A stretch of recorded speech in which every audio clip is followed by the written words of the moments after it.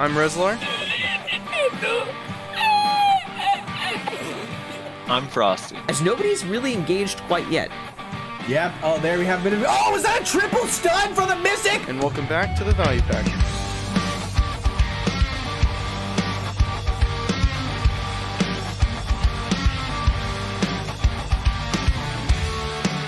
And welcome everybody to another episode of the Value Pack.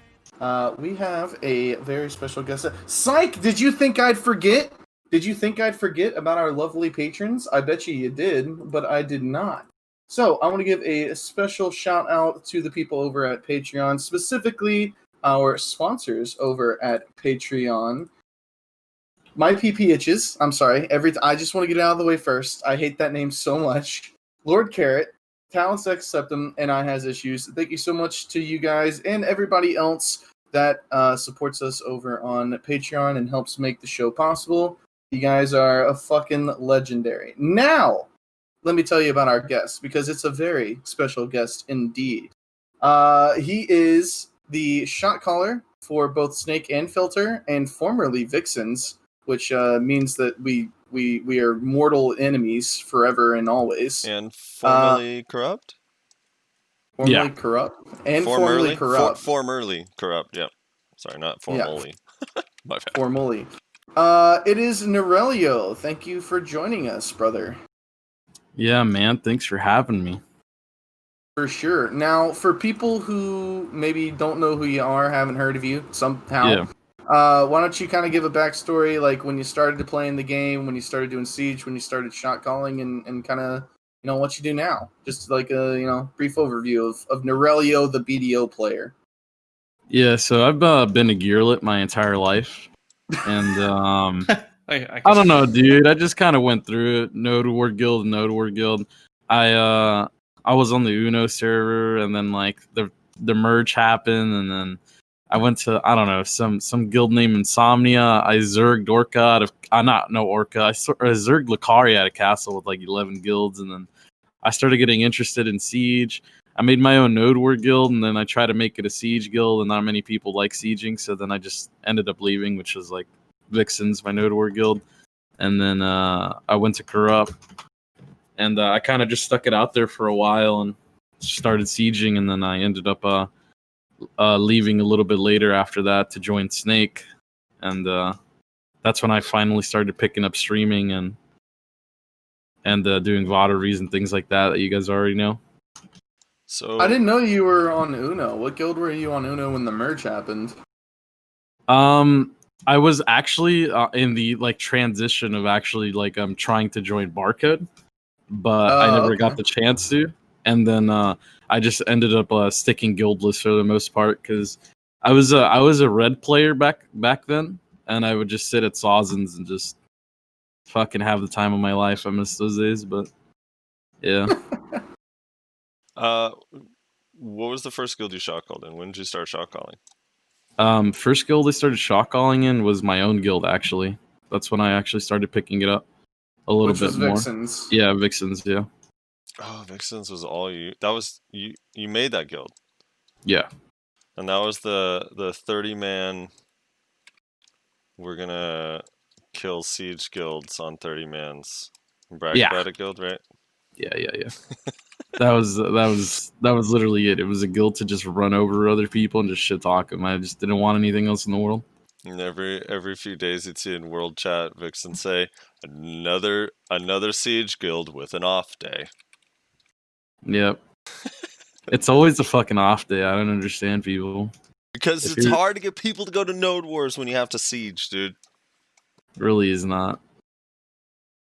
If you PvP, if you PvP, you PvP. Like I would think that most people in Siege back then, at least my mindset was that they literally sit there and grind for like 8-7 hours a fucking day and just like, I don't know, decide not to just turn up when PvP comes around.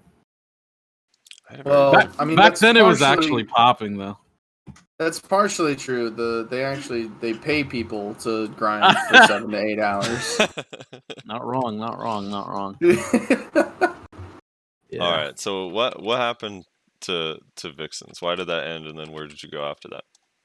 I wanted to siege. Like there was a good portion of time of my time there. Then like we decided to pick up sieging, and it was really working out. Like every week we could just stack mercs and literally pay people out, and like 30 people out in guild with like I don't know 20 plus bill guild funds, and that's a lot of money to pay 30 people, and it was actually really nice. But I wanted to keep doing it, and a lot of my guild members didn't. So I was like, fuck it, dude, I'm bored, and that's literally the story. And I feel bad that that's the story because like we were kind of fucking shit up in Node Wars, but I literally just got bored and I wanted to do more sieging, especially castle siege. Do you remember that Valencia siege when you guys when XD jumped into your guild? Yeah. Because the night before that I was convincing their GM to do that. Dude, you know what was so great about that guild, that at least for me at the time, because of our deep-seated rivalry, is that we had you guys and Legatum hitting us, and some fucking, who was it, Fun Dip? There's like all these weird-ass guilds with elephants. Jumped in, yeah. They're just like elephants and shit, dude. But we were holding our own. I was like, what? I was like, oh my god, dude. Now we're fucked because the teams are stacked, and we were like doing pretty well, and it was looking good, and then the Cho Nation died. Yeah. I really don't understand. Like back then, my boys were having fun. Like they literally were the ones that top fragged on the Hee page. It was like 15 people for my own guild that were like on that front page, and they were like, "Nah, fuck Siege. It's so boring." I'm like, "Bro, you guys kind of just fucking, you guys just kind of served them dick, man. You guys are popping off. What do you mean?" But nah, it was just never our thing. So had it ended, unfortunately. Yeah, I don't know. In the beginning of that siege, I don't know if you remember, but our team's strategy was to have Vertex just take out Bassi like really quick. So just pull out one of the guilds. So we were gonna like CTG all over the place, and that siege was so fucking laggy. We literally couldn't take the CTG. Like half the guilds couldn't take their CTG, or when they took it, it just disconnected them.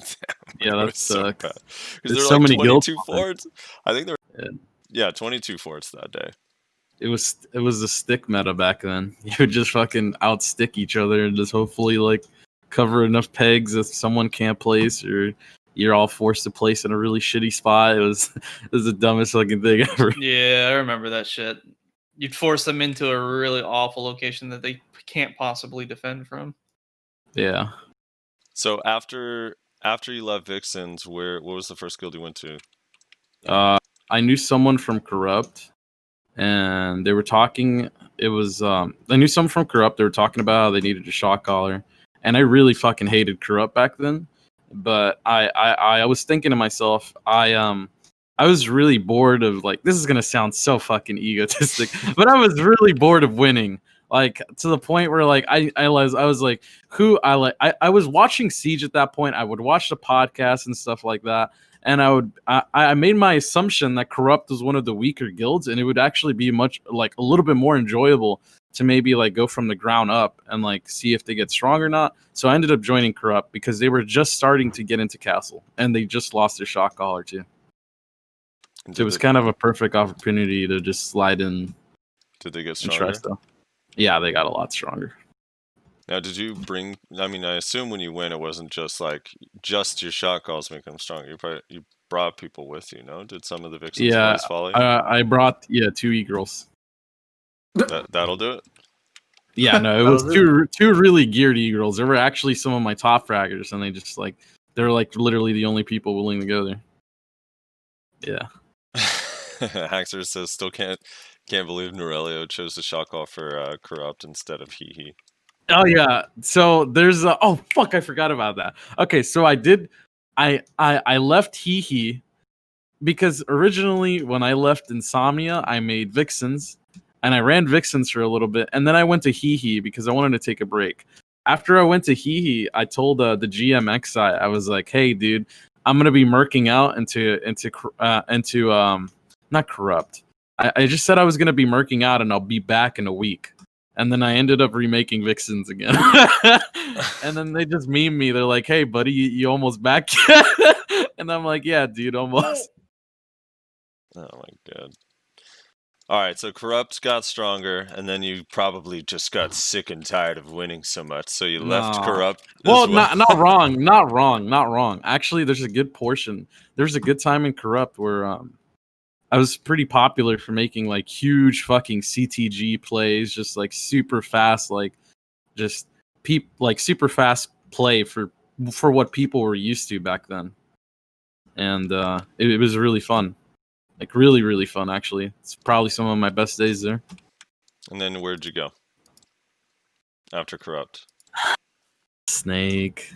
You went straight to Snake. So what's the filter? How does Filter tie in then? So okay.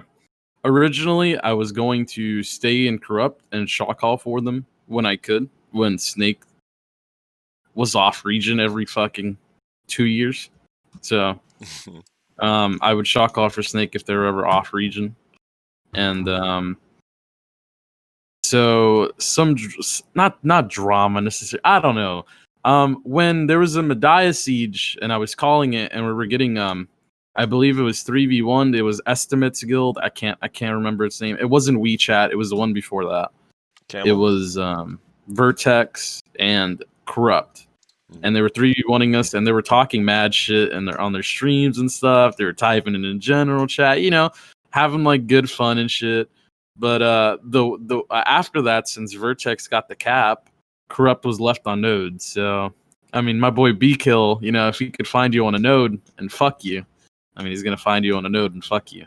So we found him on a node after. And well, actually, no. Vertex wasn't even on region. They gave it to one of the stick guilds because they actually ended up sniping Vertex first and just farming them until they went back to town. And then I didn't make it to that one. But I made the Corrupt one, and I didn't know that was happening until 30 minutes before that. But I was like, fuck it, dude. I'm sure it's all in good fun. And I started shit talking a bit too, and they really didn't like that, and they ended up kicking me from the guild. So. After that, I was like, well, I need another guild to join just to keep shotcalling because it's something I really enjoy. And at the time, like Filter was trying to poach me really hard to come shotcall for him, and that's how I pretty much ended up going with Filter. All right. So now what's the setup? So you basically are shotcalling and Filter full time, whenever you can, but not on siege days, or what? So yeah, if Snake is not on a region, then yeah, I will. I'll shock call for Snake, but if they are on a region, then yeah, I'll shock call for Filter. Okay. So are you just Snake's main shot caller then, or is B-Kill shot caller? What's the deal with that? So in Castle, most of the time it's B-Kill, me and Truth, and it's weird, but they definitely know a little bit more about castle defense that I personally would, because in Corrupt, when I was with Corrupt, open fields and pushing into castles is something I could do pretty well. It's something I feel super comfortable doing because that's what I spent most of my time doing. But when we were part of this Cho Nation alliance that was against BR at the moment, where Corrupt was on the opposite side, there was a good holy shit 4 months 3 months where we virtually got no caps, and when we did get caps, it was either, hey, can we set up a 1v1 and hopefully get some practice in castle, or it was either us asking or us getting zerged. There was never an actual fight there. So for defense, for castle defense, it was kind of lackluster, and that's something that I'm sure B-Kill notices, and they try to pick up where I don't have much to say in, and it's somewhat of a learning experience for me in a way, because I was never one for sitting in castles, because that's not what Corrupt was used to. They never really got that many caps back then, and but the open field fights and the castle pushes were something that happened a lot. Never much of the defending, because you always end up getting zerged or 2v1 or whatever happens. All right. And then at this point, now the whole world knows you, dude. You're super popular. Narelio, shot calling for all these sick guilds, bringing guilds from dust to fucking glory, and you start streaming and doing these Node War VODs. This is kind of a newer thing, right? Yeah. All right. So give me the the backstory on the Node War VOD review stuff, because that shit's like, it's funny because the first time I heard it actually wasn't even that long ago. It was like maybe a month and a half, 2 months ago, and a friend of mine was like, "Oh shit, Narelio did a Node War VOD review on my Node War." And then he got in trouble in Black Rose for doing it too, I guess, for leaving his video up. So he had to go delete it after, I guess, but it was already too late. So yeah, what's the deal with the Node War VOD review? How'd you get into that? And what's like the goal and point or whatever? So when we used to be in Corrupt, we used to have these people like it was specific people that would like literally VOD review me or like our VODs that we just did to see what we did wrong in the Node War. It's pretty common. Like most guilds do this. They just don't do it publicly. They do it very like they really privatize it because you'll see the some siege guilds don't like their comms being shared for some reason. Because I have no idea, honestly. For the fucking life of me, I have no idea why people won't share their comms. Because when I get those comms and when I actually listen to them or someone like shows them to me and I can't make them public, and that's fine, I'll just watch them myself. It's almost super standard and normalized that you're like, why the fuck would no one want to share this? But yeah, it all started back then, and then I received a lot of criticism, and that's fine. I'm really used to taking criticism, and I'm pretty good with it. It's something I'm not used to though, and back then I was getting a lot of it, so I decided to watch my own VODs, and I would watch with them and stuff like that, and it was pretty fun, like being able to see how you can improve and the different POVs that you get from different people. It's really good. You also realize like how incredibly fucking dumb people are when like no one is shotcalling and the things that they would do, and it was really enjoyable to just like sometimes poke fun at that or just like, you know, help people improve and stuff like that. It was really fun. And it started picking up more when we were part of the BR Alliance. We would watch the sieges, me, Sasha, and like one of their backup callers, Oakley, would watch the sieges with me. And we would get people from Filter, some people from Bassi. Even a Snake guy would come in there before I was even in Snake, and we would just watch them together, and it was like super fun. It was like, yeah, dude, like fucking everyone's just like chilling, just watching, and just like, what the fuck is this guy doing? Why the fuck would he TP there? Like shit like that.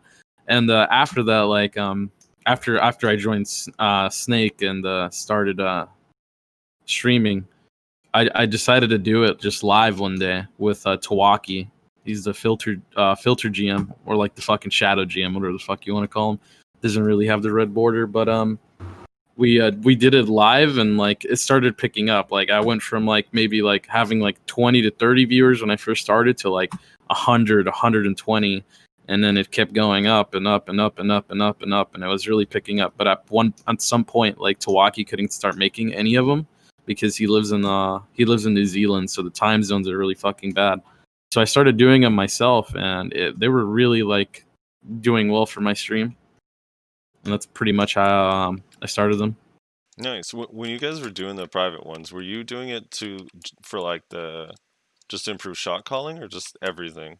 Like it was everything. So the problem with me is that I don't know many of the micro skills that some classes can have. Like you're like, oh man, you're not supposed to use that one SA like this way, or like that one iframe this way, stuff like that. It's stuff that I can't really commentate on, but I focus more on like what you should be doing like macro wise, because I feel like that's what people really struggle with, because you could always just like watch YouTube videos or like practice your essays or something like that, or just go into BA and fucking learn.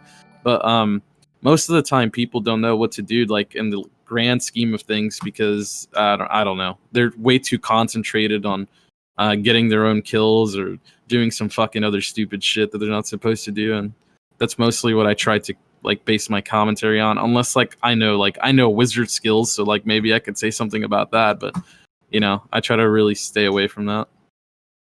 Do you've done ninjas and kunos? Ninjas and kunos? Ooh, those are weird. I've tried, and they're like super heavy, like sideline class. Like I know that, and they're go for picks and stuff. Not really much you could do apart from like maybe disrupting a lot and maybe going for picks. I'm down. Yeah, I've done one ninja before. He was in Spartan, but that's about it. I really don't get many people who play Ninja Kuno. I've done Braxton too. Oh yeah, how did Braxton do? Braxton used to be fucking horrible. Like he wouldn't even listen to comms. He would just do whatever the fuck he wanted to. Like I thought Braxton was fucking dog shit. I was like, holy shit, dude. Like, do people not watch him Merc? And then he started to get better and better. Like now I think he's like fine. I think like he just stays at the main ball and he like plays sideline really heavily. Like if he's like, yeah, I could fucking 1vx this, he'll like fly with his Peggy to the other side and try to make a fucking play. But yeah, he's gotten better in my opinion. Yeah. So more more about Siege specifically, since you've been in Siege for fucking ever and you see what it's like, castle defense, castle offense, the scene in general. How is Siege balance overall from your point of view? It's so fucking terrible. This game is done for. I like at least Siege and Node War wise. Not Node War wise actually, because Node Wars don't really get hit as hard as Siege. But Siege is done. Like I'm sure that we're coming into like the fucking closing chapters of it. It's over. Like the changes that they've made, the fact that like they're not reading into the metas specifically on different servers, and they're only reading it on one. It almost feels like, I mean, that's a speculation, right? That they're only reading into KR and a PvP and not really into NA or EU or any other different region. Because it almost seems like that the only region that's vastly different from all the others seems to be the KR region. At least from what I've watched, SA players and their meta, EU players and their meta, it seems like just even on C in Thailand I saw yesterday. I'm sure. Did you guys watch the? I didn't get a chance to see it. Hopefully, is there a VOD? I gotta look. Oh yeah, there's a lot of VODs, man. It got fucking crazy. Was it like good? This, yeah. Oh yeah, it was fucking good. Actually, Big Sasha got to call one of the C Siege guilds. Oh, nice. Yeah, they originally asked me, but of course their second choice was Big Sasha. I just want everyone to know that their second choice is Big Sasha, okay? Their first choice was me, of course. Noted. Yeah. Yeah, they lost. The C server lost, just to fucking spoil it for you, because it gets so I feel like when you like mix in regions, they get really like not racist. They get really proud. They're really prideful about their nation, man. Like, bro, you would pop it into one of these Taiwanese streams. They got like 3K viewers on it. They were like, yeah, I'm gonna pee all over the C server, guys. I'm like, wait, what the fuck's going on in here, dude? Just people popping off, roasting each other. It was fucking great. I hope they do that something along the lines like that for NAEU, because I feel like most people would be okay with playing on 100 ping for something like that. I feel like that sounds pretty normal for people. Yeah, was it super laggy or it didn't seem that bad? Nah, it actually looked really good. Like we didn't see problems. The only problem, of course, they had was a standard like, yeah, we can't actually start the siege for the first hour, so you're gonna have to wait. But you know, my god, that ended up happening. No one was fucking surprised. It's fine. So they got that shit over with, and they actually did a main broadcast on the Korean Twitch channel. And they had this whole fucking panel. It looked kind of clean, actually. And they had working spectating mode. And I'm like, huh, where the fuck did they get that? It's definitely not in BDO. But yeah, they had working spectating mode. I would really love that. Of the whole siege. So they could fly around the whole place? Yeah. They could fly around the whole place. They have different camera angles, different views. You look fucking. It was just GMs flying around, but they were invisible. That's yeah, probably. And they would swap between GM views, maybe. That's what I was thinking. Yeah. But it got to a point where the camera angles were zooming in and out, so I really doubted it was that. But I have no idea. Maybe they have some like special things they could just slap on and turn on whenever the fuck they want. Yeah. So what is, for you anyway, what's wrong with Siege? Like what is it that makes Siege fucked, and what needs to be fixed? I guess I'll go over like in the grand scheme of things. I think it's way too linear, and it's because of literally just one skill, because of the fact that you could PA. That's it. Yeah. You want to know the main. Yeah, you want to know the main problem. It's not incentives. It's nothing along those lines. Those are really small niche problems in comparison to the grand scheme of things.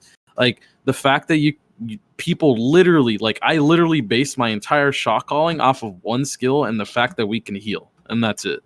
Like that's really bad for a lot of reasons, and people get insanely bored of it to the point where like your own guildmates literally like fucking incentivize you to swap into more meta like caster classes all the fucking time. And for some people that's a little bit overbearing because they literally just want to play the game to PvP. And a lot of people don't know that, the people that are moving into Siege and stuff like that, how like you're like all the time you're being like told, hey dude, you need to roll a meta class, like this is the only way we get better. And they're not wrong for saying that. It's true. Like if you came in there with your fucking Kuno, I would tell you that you would perform way better on a wizard. Why wouldn't you do that? Unless you just wanted to, enjoy the game. And those people are being pushed away, and all the people that are willing to play the meta are like, it's just slowly shrinking, because you're going to get to the point where you want to do something that like you find enjoyable. And it's not enjoyable literally telling a group of 100 people PA1 heal, PA, like it gets really boring and repetitive, but that's what most of it is. It's nothing special apart from like maybe telling people where to rotate and stuff. That's just like in a shot caller perspective, but like on a more personal note, yeah, I think people get really bored of that easily. And that's a huge problem. The fact that we play around one singular skill. Do you feel like the incentive is not good enough though as well? Like from No, the incentive is perfect. Okay, for Siege. What about for like the Serendia and Balanos territories where they don't really get okay, yeah, those are dog shit. Yeah, those are dog shit. I really don't know what to say to them. Like, yeah, for castle guilds, I mean 35, sometimes 40 bill a week. And you get a permanent 50% grind buff for the week that you hold it. That's pretty huge. That's really, really huge. Anyone who grinds would tell you that's really good. So yeah, those incentives for castle guilds are really good. And if anyone grinds or spends like 8 hours of their day grinding, then yeah, I would tell them, yeah, you should probably try to go for a castle guild, and like, because the cap is huge. Like when you grind that week with castle buff, it's pretty good for you. Like the difference between that week and the week before that, I'm sure would be noticeable. But for Serendia Balanos guilds, yeah, they're fucked. Like I don't know what to tell them. 15 bills is like maybe 10 sometimes is literally not worth it. Like you could cap nodes and get more money. So I don't know. All right, what do you say to this? Someone in chat says KR doesn't have that problem. That's not the game's fault. The player's fault. You guys don't play to have fun, but for pride. What's your response to that? I mean, using the PA and meta class sort of thing. I don't want to be mean, but that's just such a loser mentality. Like, of course, people want to win. People want to win. That makes sense. I mean, we're playing a game where we're PvPing each other. The whole concept of like competitiveness is that you want you want to pull as many strengths as possible to hopefully win. Like it's like, I'm not blaming that person for having that mentality. I wish everyone thought like that. Then we would all be having like clown fiestas up in fucking Calpheon and just fucking around. But you're like I said, like for castle guilds at least, the incentives are pretty great to play like that. Like the fact that like you get a 50% buff and like maybe like 200, maybe 100 mil worth of a payout is like pretty worth it, especially just for that castle buff and just in general. Like you want to play to your strengths, and if playing to your strengths means to like playing for a singular skill, then I guess that's just how things are going to be. If they just took out that skill, I'm sure that everyone could play whatever fucking fun class they want to play, but that's just doesn't seem to be the case. All right. So a couple of things. 5k HP, just the mechanic itself. Your thoughts on it?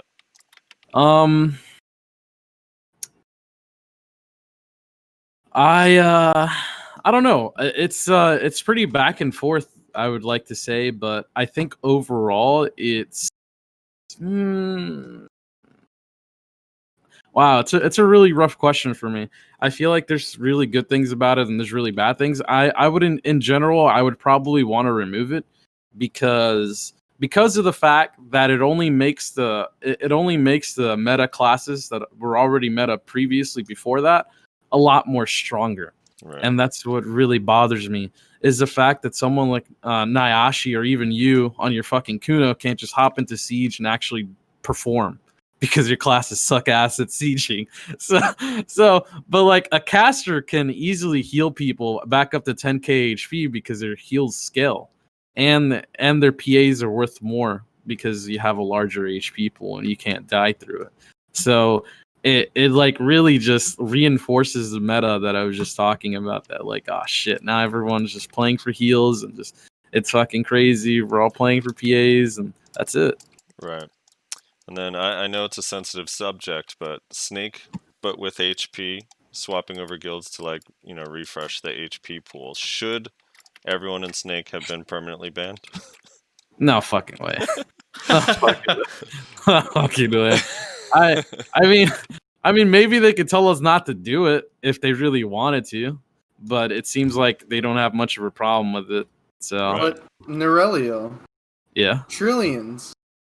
yeah, it is. Trillions, It literally man. is trillions. I Trillions love of fucking Joe. laughs about the complaints on it. I fucking love Joe. Well, so I'm actually kind of curious. Oh, What's your guys' HP pool at right now? Do you know? Or Yeah, what's 2K. 2K. So why are you guys 2K? not back in original Snake at this point? I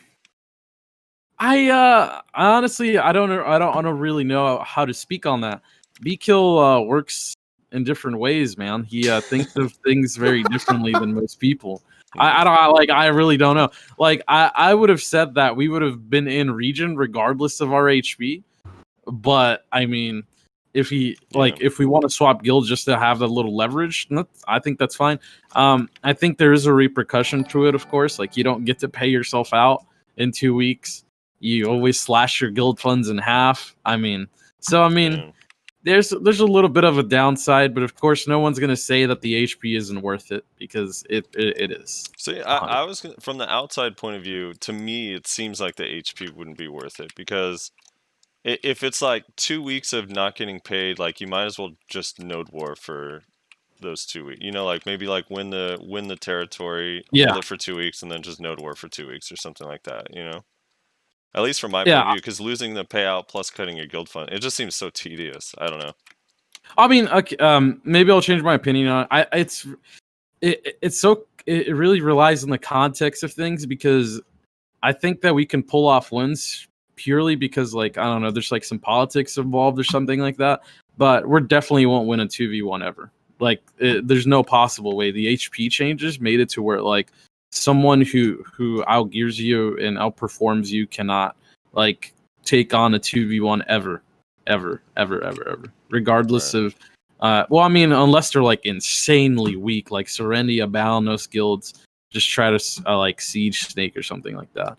And even at 10k HP, it's like it makes it a little bit more doable, but it's always going to result in the end result's always going to be us losing, whether it be really fast or really slow.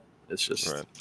So let me re-ask it. Instead of should you guys have been banned, because this was the actual conversation that was going on. Do you think that swapping guilds for the higher HP is comparable to the Afuaru maps? No, not in any way. No. Let's just fuck it. I'll fucking go over Joe's hypothetical. Let's assume that all 100 people in Snake actually grind. Okay? All right. And let's assume that they grind every day for like 8 hours a day. Okay? Do you see how tedious that gets? We always have to go an extra step. It's almost conspiratorial that like every single person is gonna do that exact same thing all the fucking time to actually make up the amount of money that he like did the math for like 10 minutes. It's fucking laughable. There's no way that like an instantaneous gratification is equivalent to just works like putting hours into your grind. Like that's nowhere near. And like I know they're gonna hit you with the meme, well, they grinded for the Yafara map pieces, but the difference is that we're grinding for ourselves in relative to grinding for like an entire 2 guilds. Like that's insane. Like to try to make that comparison was the dumbest thing they could have done.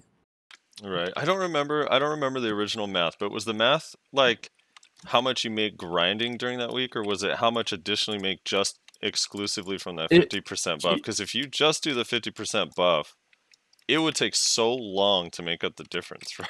I think. Yeah, no, I mean, like, it would take, like, I don't even know how many hours you would actually have to put in individually for each person to, like, and not to mention, it's not even about, like, how much you would be willing to grind. It's just how instantaneous it was to, like, even, like, get a map for an entire guild. Like, an entire guild. And not every person has to put in that same amount of effort. It's really, like, the differences in each of those things is like it's pretty huge. Like I'm not sure why they ever even tried to compare it whatsoever. It just seemed like it hurt them more than it actually did them justice. Now, do you think though that the grind buff does benefit Snake's pilots more? I mean, if there's anyone with pilots in there, I guess so. So so with Siege balance is crap. It's a buff to piloting. It's a buff to piloting, dude. It's a temp buff to piloting. Hey, dude, we'll see in a month. What wasn't that the ban wave for people using pilots? Supposedly, like they didn't like. Yeah, they refused to use the word pilot in their ban wave, but yeah, of course. That's offensive to aviation. To aviation, to aviators everywhere. So yeah, when it comes to siege strength, you got your, everyone always has their top 5 rankings. Who are the 5 strongest guilds in order in Narelio's opinion? Literally only fucking 6 castle siege guilds. I'm not gonna ask you that question. All right, fine. I have no fucking idea. I'd put Shonation first. I'd probably put Snake second. I'd put BR third. I would put Vertex fourth, and fifth is, that's a tough one. Fifth, Vertex stronger than Barcode now? I guess. Oh yeah, 100%. Okay. Oh my fucking god, Barcode's garbage. Holy shit. The mapping really did. That and mapping here it all thing, comes out. dude, that mapping thing really did them bad, dude. Yeah. I'm telling you, once they mapped, Barcode took the heaviest hit out of like both of those guilds. They took it real fucking. That's what they didn't fucking think about, like the negative repercussions of doing something like that. Like, what do you think people are gonna think about you guys after that? Exactly. Like, I can't even imagine how hard it is for them to try to like maybe pick up recruits that are like aware of what happened, you know? But you guys are forgetting, though. You guys are forgetting that in the eyes of the law, Yo, nothing wrong. my boy Z-Wub now is his name. His name is Z-Wub, and he's a Zerker, and he Shotcalls. I wonder who the fuck that could be, dude. I hated how he didn't even try to hide it, honestly, his bot account. Fucking Kai, dude. I fucking love him, dude. Holy shit. But yeah, what were you guys going to ask after? No, so I'm kind of curious, why do you think Snake, Cho, Black Rose, like in all the different eras, why can't we get a fresh, like, just from scratch 1v1 from any of these guilds without some weird bullshit? People don't like losing, man. I guess it just comes down to that, really. And the problem with Snake is that they don't care about winning or losing. They just don't want to fight at all. And that's literally it. They just want to cap and they just want to grind. No one really wants to fight. And when you have a guild like Snake and you mix it in with Shonation and Black Rose, well, you always have like this like little stepping stone you have to go over it, because Black Rose is willing to zerg Snake out of castle and Shonation doesn't give a fuck. And well, now you have someone who could swap in between regions and get in the middle of your fight, like things like that. Like, but I honestly just think it's because guilds just don't want to lose. Like, that's it. Guilds really hate losing, and I'm assuming that's why like there's a lot of dodging on sometimes each side, mostly on one side. But that's up to you guys. That's up to you guys to decide which side's the one doing the dodging. But yeah, it's just it all comes down to just, I don't think there's really a purpose for them to be fighting, because it's extremely hard to, when there's hardly any guilds willing to contest castles like there was before. So now that we're running into like just the bottom of the barrel guilds left, it's seeming like it's a a lot harder to maybe pull off a fight at all in a lot of castle regions. Right. All right. So what about Why this? do you? Go ahead. I was gonna say, why do you think we're not getting any new siege guilds? I mean, I think it's because of PAs. Honestly, that's it. Like, I don't have to think really far past that. I honestly think it's because of the fact that people really hate having to play for that skill, and they could easily just enjoy themselves and maybe even T1s, which are like increasing in population. Like T1s are getting bigger, and I thought PvP was dying. No, people are literally just moving to like these small, like these tier 1 guilds, and they just enjoy themselves a lot more than they possibly could in tier 2s, 3s, or even siege. Like even tier 2s and tier 3 guilds have been going down.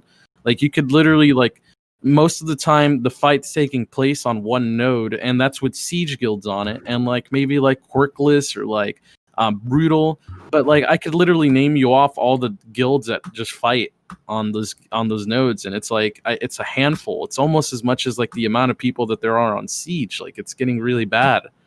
But on tier 1s, like there's an insane amount of guilds, and they're like pull 25, 30. They're not all the most geared, and they just hit the gear cap barely, but like they just stay there. Even people that hit like 600 plus gear score just end up going to tier 1s as well. And it's literally just because people just fucking hate the fact that like casters are just everything, everywhere, apart from tier 1s. We have a guy. We just started doing tier 1 no doors last week, and we have a guy in our guild with a pendisto. Like, you have pendisto, and you're in a T1 no door. Pendisto, Andy, and fucking I'm telling you, man, people really hate it. Like, as much as like we want to like dig deeper and be like, nah, fuck that, it can't be that. Like the incentives, dude, let's just give everyone like 100 fucking bill, bro. Though for sure, like it's just fucking boring. Like it's just, it all comes down to it just being really boring that you have to play like that. And I'm sure a lot of like people can really relate to that. They hate the fact that we have to fucking play for dumbass PAs all the damn time. It's annoying. So, since we've been talking a lot about PA here, and I mean here on this episode and here on the show as well, we've gone through a lot of different ideas on like what to do with PA, but I honestly think the most reasonable, delete it. I think the most reasonable has been what Frosty came up with a couple weeks back, where he said, remove it from Witch and Wizard, give him some other defensive ability to compensate. Put that shit on Shy in place of that cancer fucking bubble. Get rid of the bubble. Put PA on Shy, an actual fucking support class, and give Witch and Wizard some sort of other defensive ability in compensation. What are kind of your thoughts on that proposal? They don't really have to compensate it at all. Yeah. Right. Like whatsoever. Like they do well enough without it. The heals are already huge. Like if you kept the HP is the same, like the heals itself and a 10k HP siege would just be big enough already. But yeah, you could just remove it entirely and the class wouldn't even like suffer at all. I still think they do good damage. They especially fucking suck Wizard, which even like is just insanely good at holding chokes. Like they're just still viable even without PA. You don't even need it. Right. There's no need for a skill like that. I'm not sure why they're keeping it around. If they really wanted it around, maybe like, you know, cut it and like maybe make it a quarter as useful, 250 DP or something. Just fucking minimize it. But there's no need for it. Like you could just remove it and these classes would still be viable. I think they're really hard stuck on the fact that maybe they're not without it, but I think since they love RNG so much in this game, I think it'd be kind of sick if they just made PA, when you cast it, every player has a 50-50 chance to either get 999 DP or lose 999 DP for 8 seconds. Oh my god, that would be fantastic. Yeah, but putting it on Shy, I guess. I mean, Shies are just little slow rats. That would be annoying to have to deal with, but I guess, yeah. The thing is, like, I mean, for me personally, I'd rather just not have it in the game, but I do wonder, you think if it was on Shy, Snake would slowly become 55, 60 Shies? Oh, yeah. Nah, yeah, 100%. Right. Well, the hard thing is because the Shy doesn't really deal damage, so it's like there would have to be some balance there. Whereas like Wiz Witch, it's like, yeah, you could be 90 Wiz Witch and you're going to be fine because your damage output's insane. Yeah.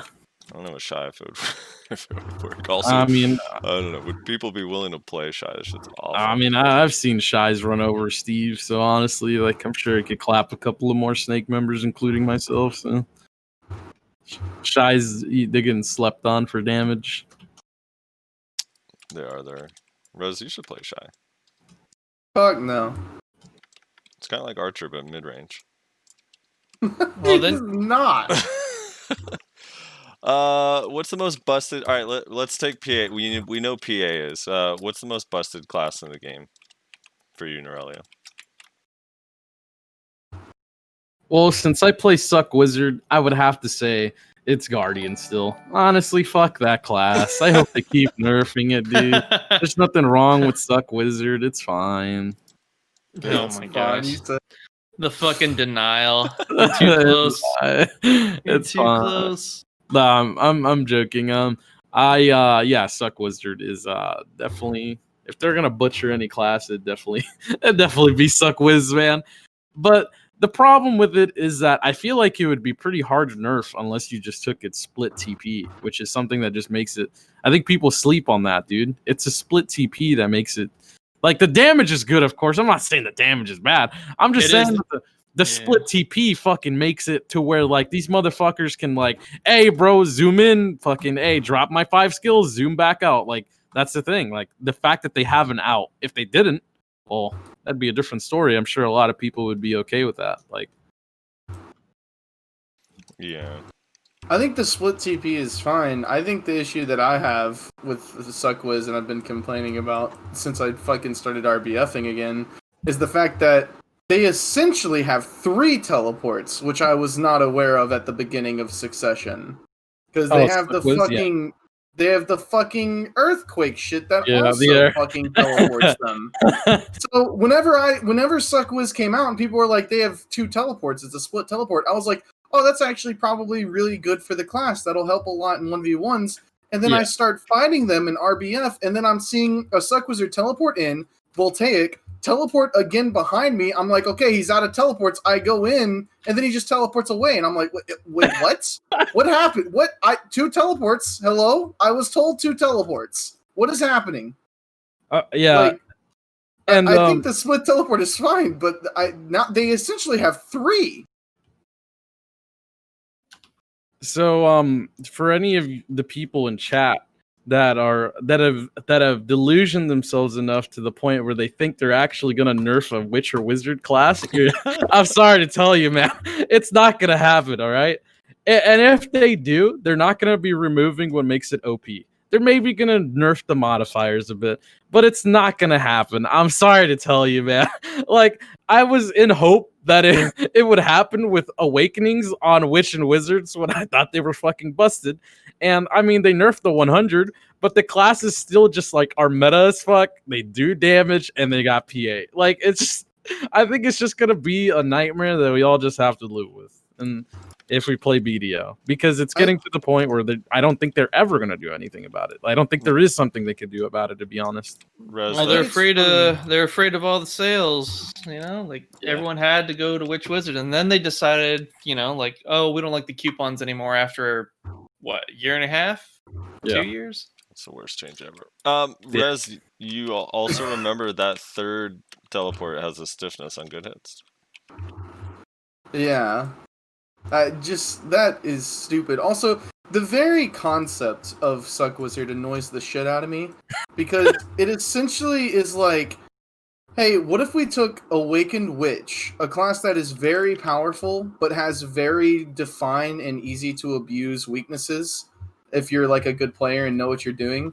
What if we took Awakened Witch, but then took all of the things that makes Awakened Witch like balance, like it's extremely stationary, it has very long cast times, its range isn't like super crazy. What if we took all of that and then just said, nah, make that times 1,000 so it's no longer an issue, and then keep Voltaic Pulse still the most broken ability in the game aside from PA?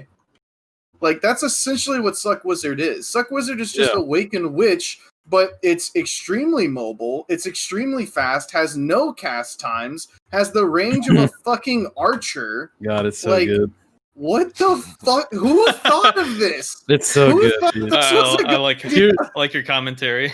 Yeah, it's so good. Like, I just like, okay, man, I suck at PvP. Okay, maybe I was good when, like, I like to say that I was good when we weren't tri-server merge. After that, I'm fucking terrible. Okay, I could clap people with my suck whiz holding a spot. Okay, I shouldn't be able to do that. Like, I feel like I'm pretty bad, like, at everything when it comes to PvP in this game, and I could somewhat pull it off sometimes. So I mean, it's been working for me. Maybe it's for players like me, and I really appreciate how fucking overtuned and perfect this fucking class is for me. But yeah, it's just Separately, is Guardian OP, or you think it's okay? Because Guardian's the first class without in a ult. long time that's given.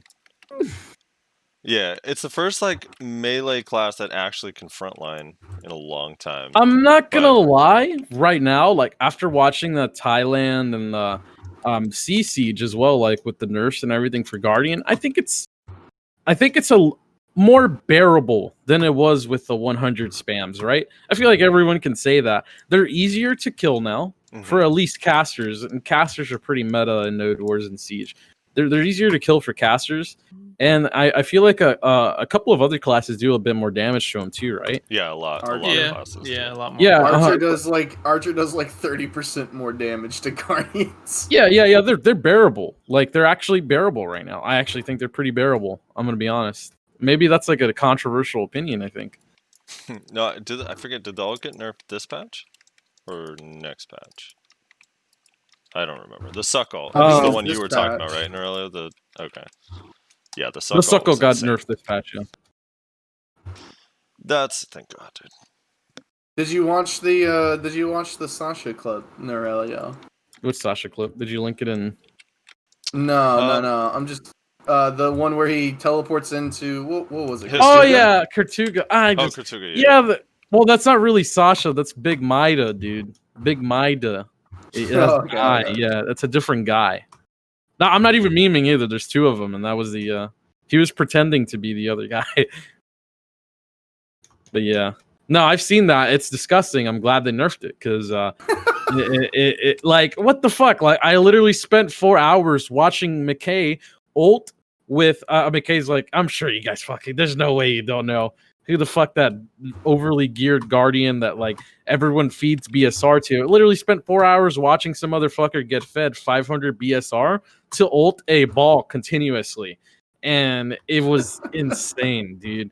The fact that, like, holy shit, like, fuck, I used to think Zerker ults are scary. Like, oh my god, the Guardian ults just whip out so fast.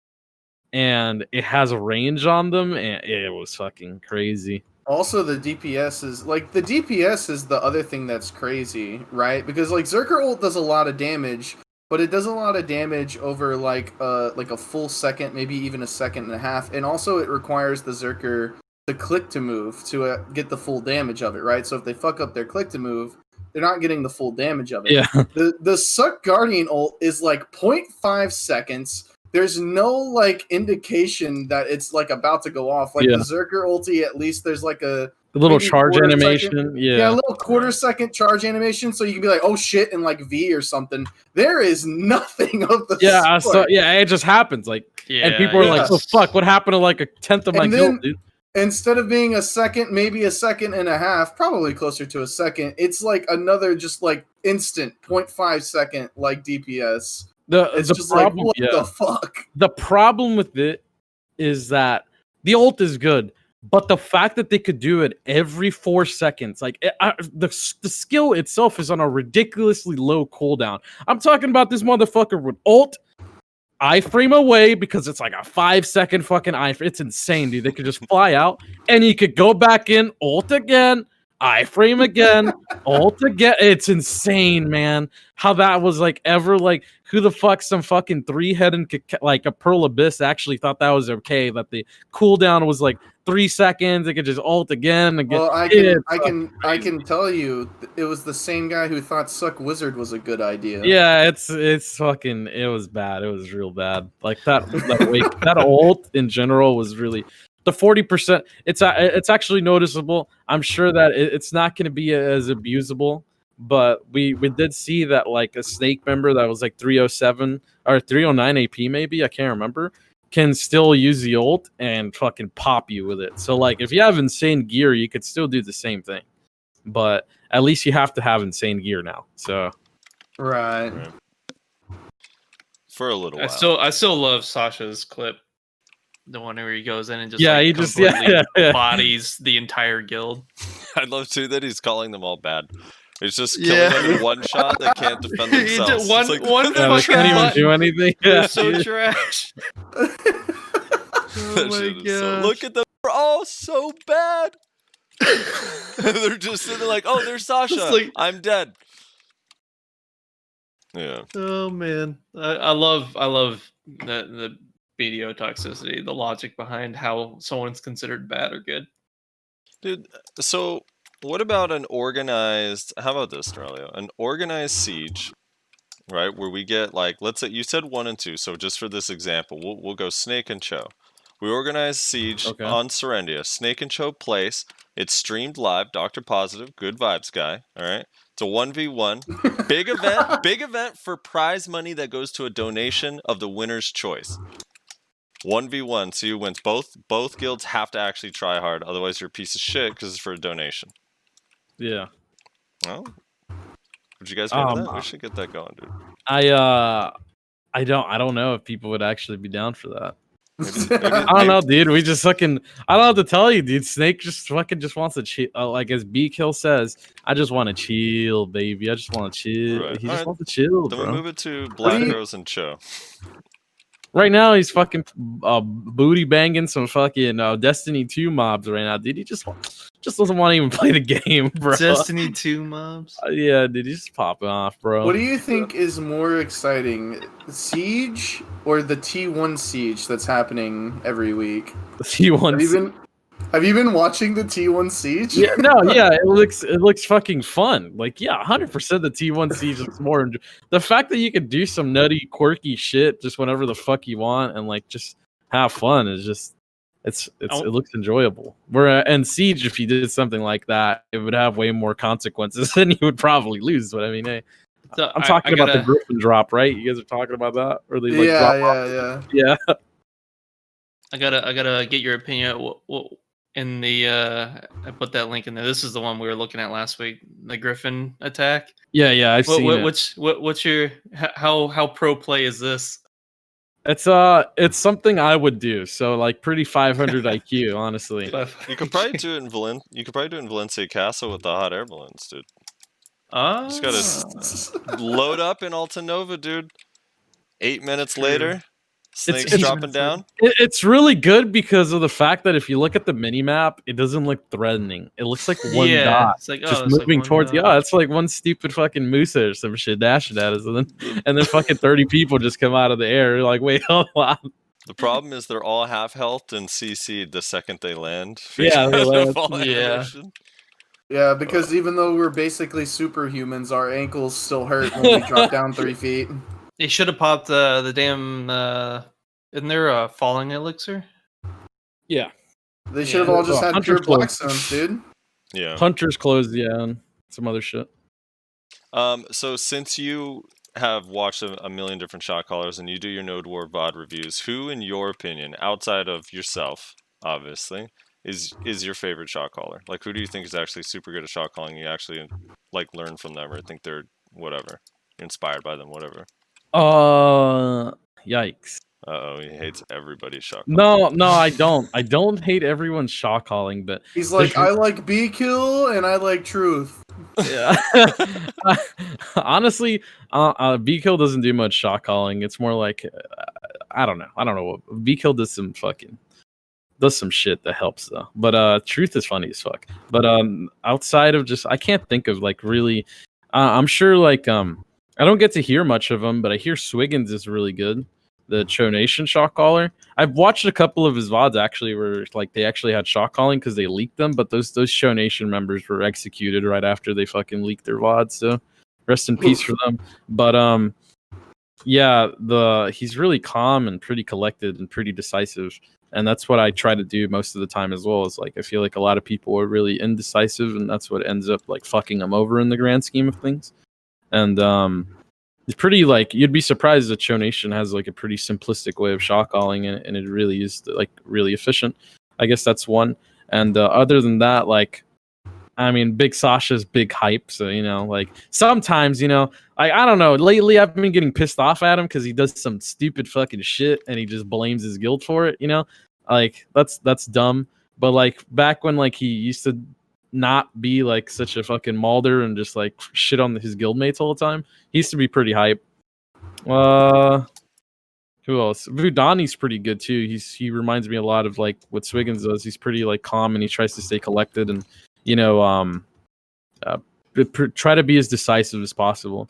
And I think those are like some of the people that realize, except Sasha, Vudani and Swiggins are some of the people that actually realize that the decisiveness is what makes them like really efficient. And those are probably two of the people that I would look up to, in a way. Oh, okay. So that's a Vertex and Show shot caller. Yeah. Hey Frosty, do you have that clip of Sasha one-shotting everybody? No, I don't. I don't have any. I don't remember or store any clips of anything, dude. I'm lazy. Oh yeah, and Lakari. I'm the worst archivist of all time, dude. Lakari was like my biggest inspiration. Yeah. Yeah, for shot calling. That's literally one of the reasons why I wanted to pick up shot calling. I mean, like a lot of people were memeing him for fake shot calling and like not actually doing anything, but like Lakari, like fucking dude, even if he was just rambling on for some bullshit, like it just sounded cool. I was like, fuck, dude, I want to be a shot caller, man. Let's go. But yeah, that was like probably my biggest inspiration. I want a shot call. Yeah, dude, it's hard as fuck to find a shot caller, man. Yeah. T2 Gilderman now, it's like been our biggest issue. It's like people try it for a second and then they get criticism and then they don't want to do it, or it's just, Well, yeah, I mean, it's rough because like you'll know, like I think this might be a BR thing, but it almost seems like there's no way you could criticize my boy Big Sasha or else you get the fucking big boot. Like you just fucking like it almost gets to the point where a lot of people just hate taking that criticism. I'm pretty good about it. I think that's one of the things you should be good about it because that's all people.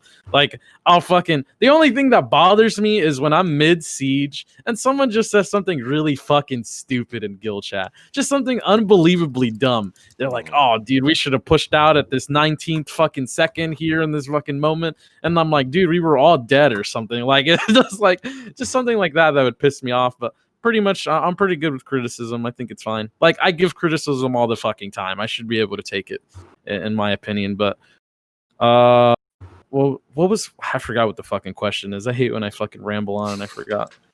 What was the question again? I forgot you were rambling. Yeah, I don't know, dude. Shit. No, it wasn't even a question. I'm just saying it was hard. It's hard to find a shot caller. Like my guild's struggling with it. I feel like every guild I've ever been in struggles with it, and like I end up having to shot call, and I'm really bad at shot calling, and I feel really uncomfortable shot calling. But it's just not the lack. Really bad at shot calling. I forget who said you this. think you're really bad at shot calling, but you're actually pretty good. I don't know if it was like Huntler or Choice that said this to me, but they said that shot calling is a pretty thankless job. Mm-hmm. Yeah, and that's why people don't like doing it. Yeah, it's true. 100%. Yeah, it's unless someone who's shot called in multiple guilds. Yeah, it is a thankless job. You're amazing when everything works, and you're the fucking worst. Worse when it doesn't. Yeah, I hate people like that. Holy shit, there's just way more to read into than just that, and like. Fuck, man, that pisses me off because sometimes a lot of the perfect play can just be executed poorly and it just goes wrong, and 100%. It may look bad, but it just we unfortunate had circumstances. We used to have this guy that would at the end of every node war he'd go through his list of issues with the shot calls, and one of his things all the time that would tilt me so much, like, Frost, I was just wondering if you could do a better job of calling when ninjas are in our backline, if you see ninjas coming up on us, because a lot of us are getting picked off in the back, and I'm like, dude, how the fuck am I supposed to see ninjas in the backline when you're supposed to be up here on the ping and we're moving forward? Like, it doesn't, that's the hardest thing ever to do. That's literally like the one thing that's not my job, is making sure like ninjas aren't hitting you in the back. What the fuck? That's what your flex group is for. I don't know. They're literally there to just check the back line. Yeah, it's do like whatever else you need them to. It's so funny how the reaction is. They're just I'm just like imagining like that scene from Jurassic Park where they're walking through the bushes and people are just getting picked off one by one.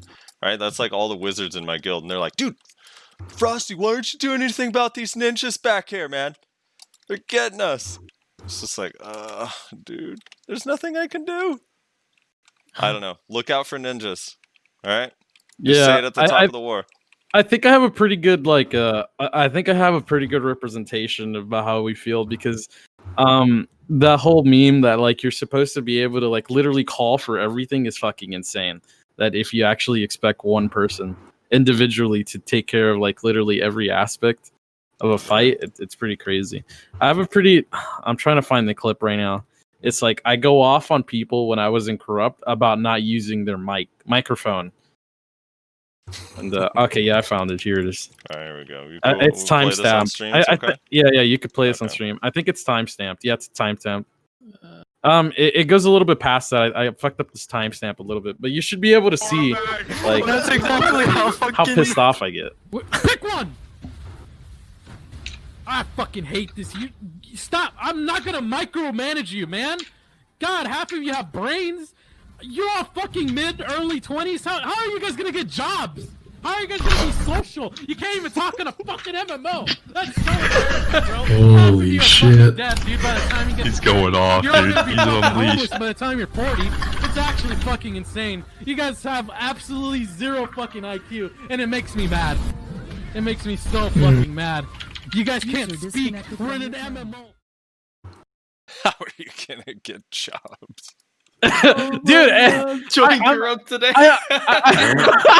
look, it really bothers me that when all the boys, do you guys have this happen? I feel like it happens in every fucking guild. Everyone's so talkative until it hits that node war mark. Everyone just shuts the fuck up. No one says a fucking thing. No one is like communicative or like supportive of anything. Everyone just shuts up and like just fucking becomes a fucking idiot. No one wants to talk. No one wants to use their mic. It pisses me off. I'm like, dude, be like a bit productive. If you like you guys were saying, if there's a Kuno and Ninja in the fucking backline and they're fucking your ass up, but I'm shot calling like maybe a couple of meters ahead and I'm focusing on what's in front of us, what's to the west of us, what's to the east, and I can't think of the south.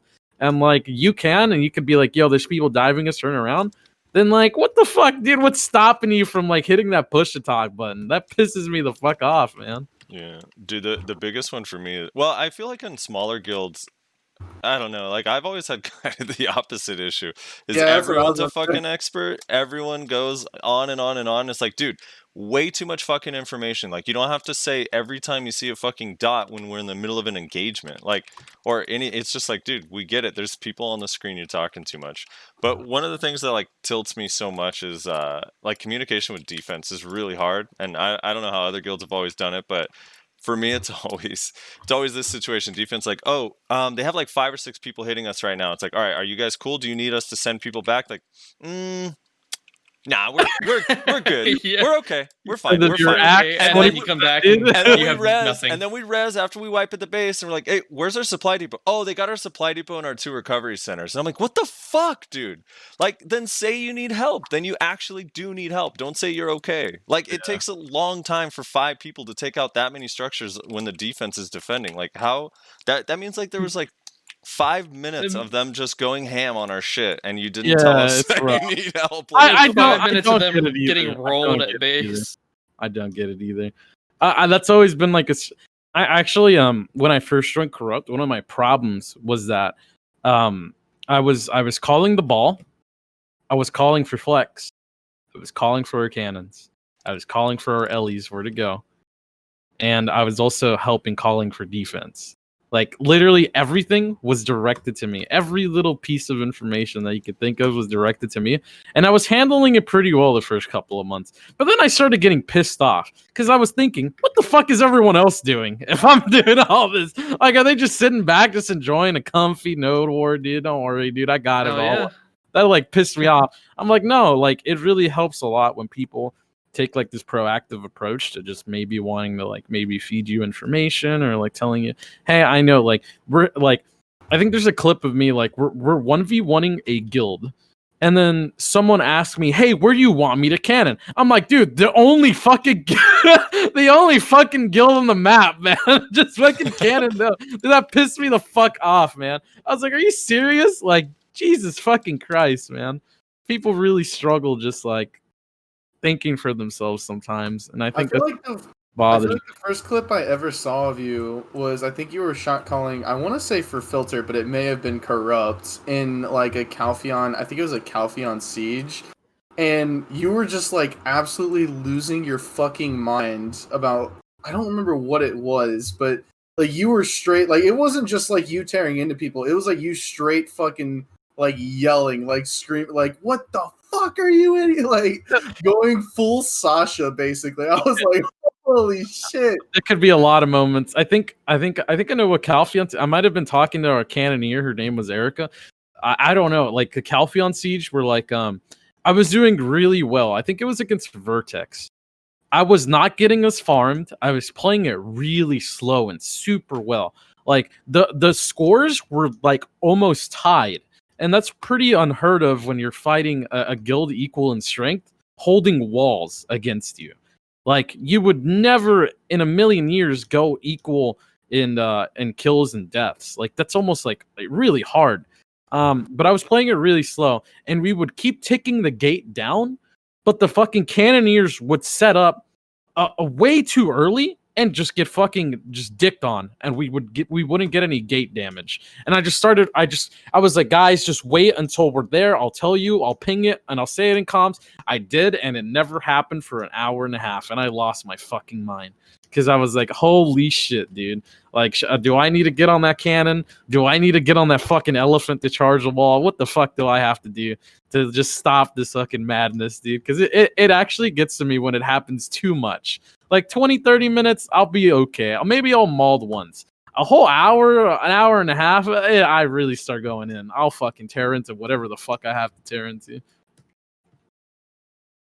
Sometimes it'd be like that. Actually, I'll link you guys a clip of the modding. I'm sure you guys will like it because you guys just talked about it.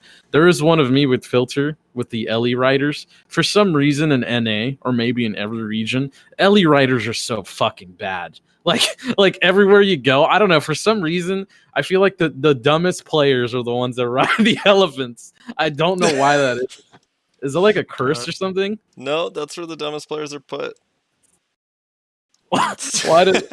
I don't know, dude. Yeah, dude, I don't. I've never had a good elephant squad in any guild I've been in. Well, I guess with yeah, me neither. Me neither. With Black Rose, I guess it was good actually, but when they had Hole.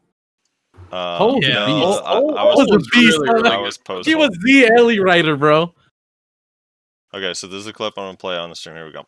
Yeah. Kill their Ellie. Kill their Ellie. I think it's just a curse. On FML! The Ellie riders are just a curse. I'll play in a second. Thank you. Guys. Kill their Ellie. Kill their Ellie. You have Ellies. Where do you want them? Kill their on FML! Where else? I'm gonna be a few seconds behind you. What the what? Oh, okay. Keep poking. Keep poking. Keep poking. Keep poking. Keep poking. Keep poking. Keep poking. Keep poking. Please charge those walls now. Please charge those walls.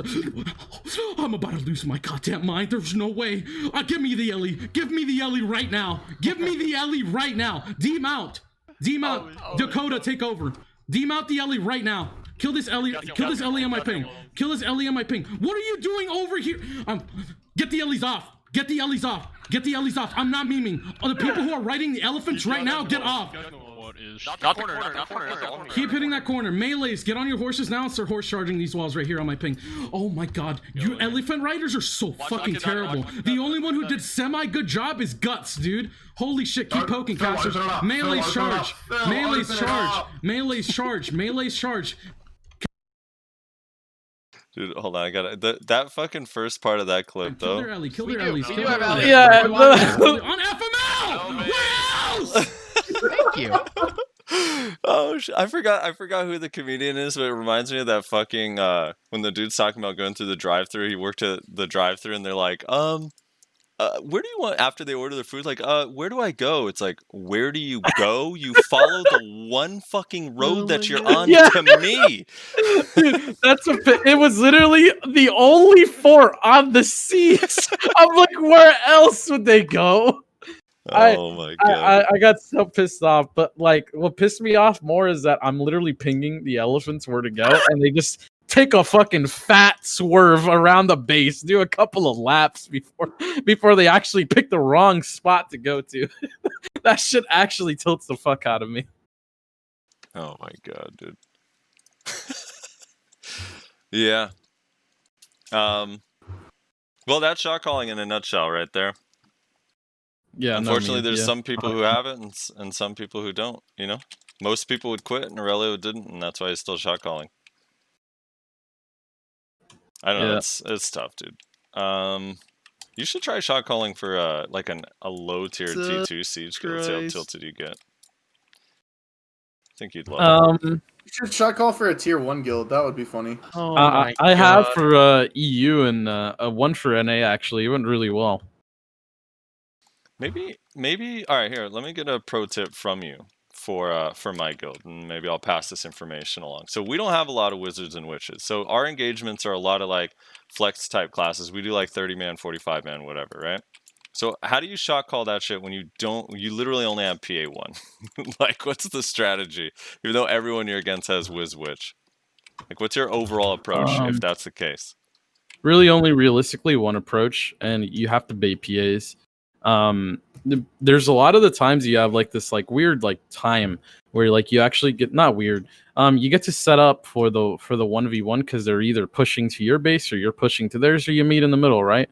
And you know what's going to happen before it does most of the time if you can like read the situation kind of well. And what you do is you want to set up stun traps, and you want to just be in front of them, like you're just like, you know, you're posturing up, you're about to like fight each other. And as soon as you usually guilds have like this certain thing that they do before they engage. Either their GM goes in first, or their like guardians bomb in, and then they all follow up. Once you see that, you just back the fuck up. You back the fuck up, you run away, you bait them into stun traps, wait out a PA or two, depending on how many you think they have. Usually you have to like guesstimate shit like this. And oh my god, that guy just gifted like 20 fucking subs to your channel, dude. Goddamn Nexus, thank you so much. Holy fuck. Everyone better start thanking him that got those subs. So the thing is with what the instruction you're giving right now, Narelio, it already won't work because it's too many instructions for them. They won't be able to handle the stun trap part. What do you mean you? They can't handle placing stun traps? Okay, then you just lose. There's no other way to play it. No, because they always forget that stun traps can be bought at the supply depot or a supply depot stand, you know? So you're never gonna win against PA engagements unless you bait them. And the only way to bait them is to fake a fight, and the only way you could successfully fake a fight is if they get caught in stun traps, or else they just like, you know, run at you and like pick people off on the way. Yeah. It's a Sacrifice your friends. tactic. That's how you bait out a PA. We have slowly been doing that a little bit, like the last I mean, I don't know. We haven't really been baiting. We need to bait PAs, but we have been setting up stun traps where we're grouping up lately, and then like trying not to full like ball v ball engage, but more like splitting up and spreading out. We haven't done too much like baiting. We probably should. I don't know if it's possible. Yeah, I mean it's really good. Like especially like it doesn't even have to be just PAs. Even if you're just like outnumbered, right? It works because I do that a lot when you see me fight with these. Because sometimes they'll like murk out into like weaker guilds and stuff like that. Usually, like most of the time when I'm shot calling, I'm usually at a back foot. I don't think I've actually had like an equalized fight in a really long time. But you'll see me do it a lot. Like I'll like in EU, it just recently happened for one of the T1s I did. I was shot calling for a guild called Lunacy, and they only had 15, 20 people against 40.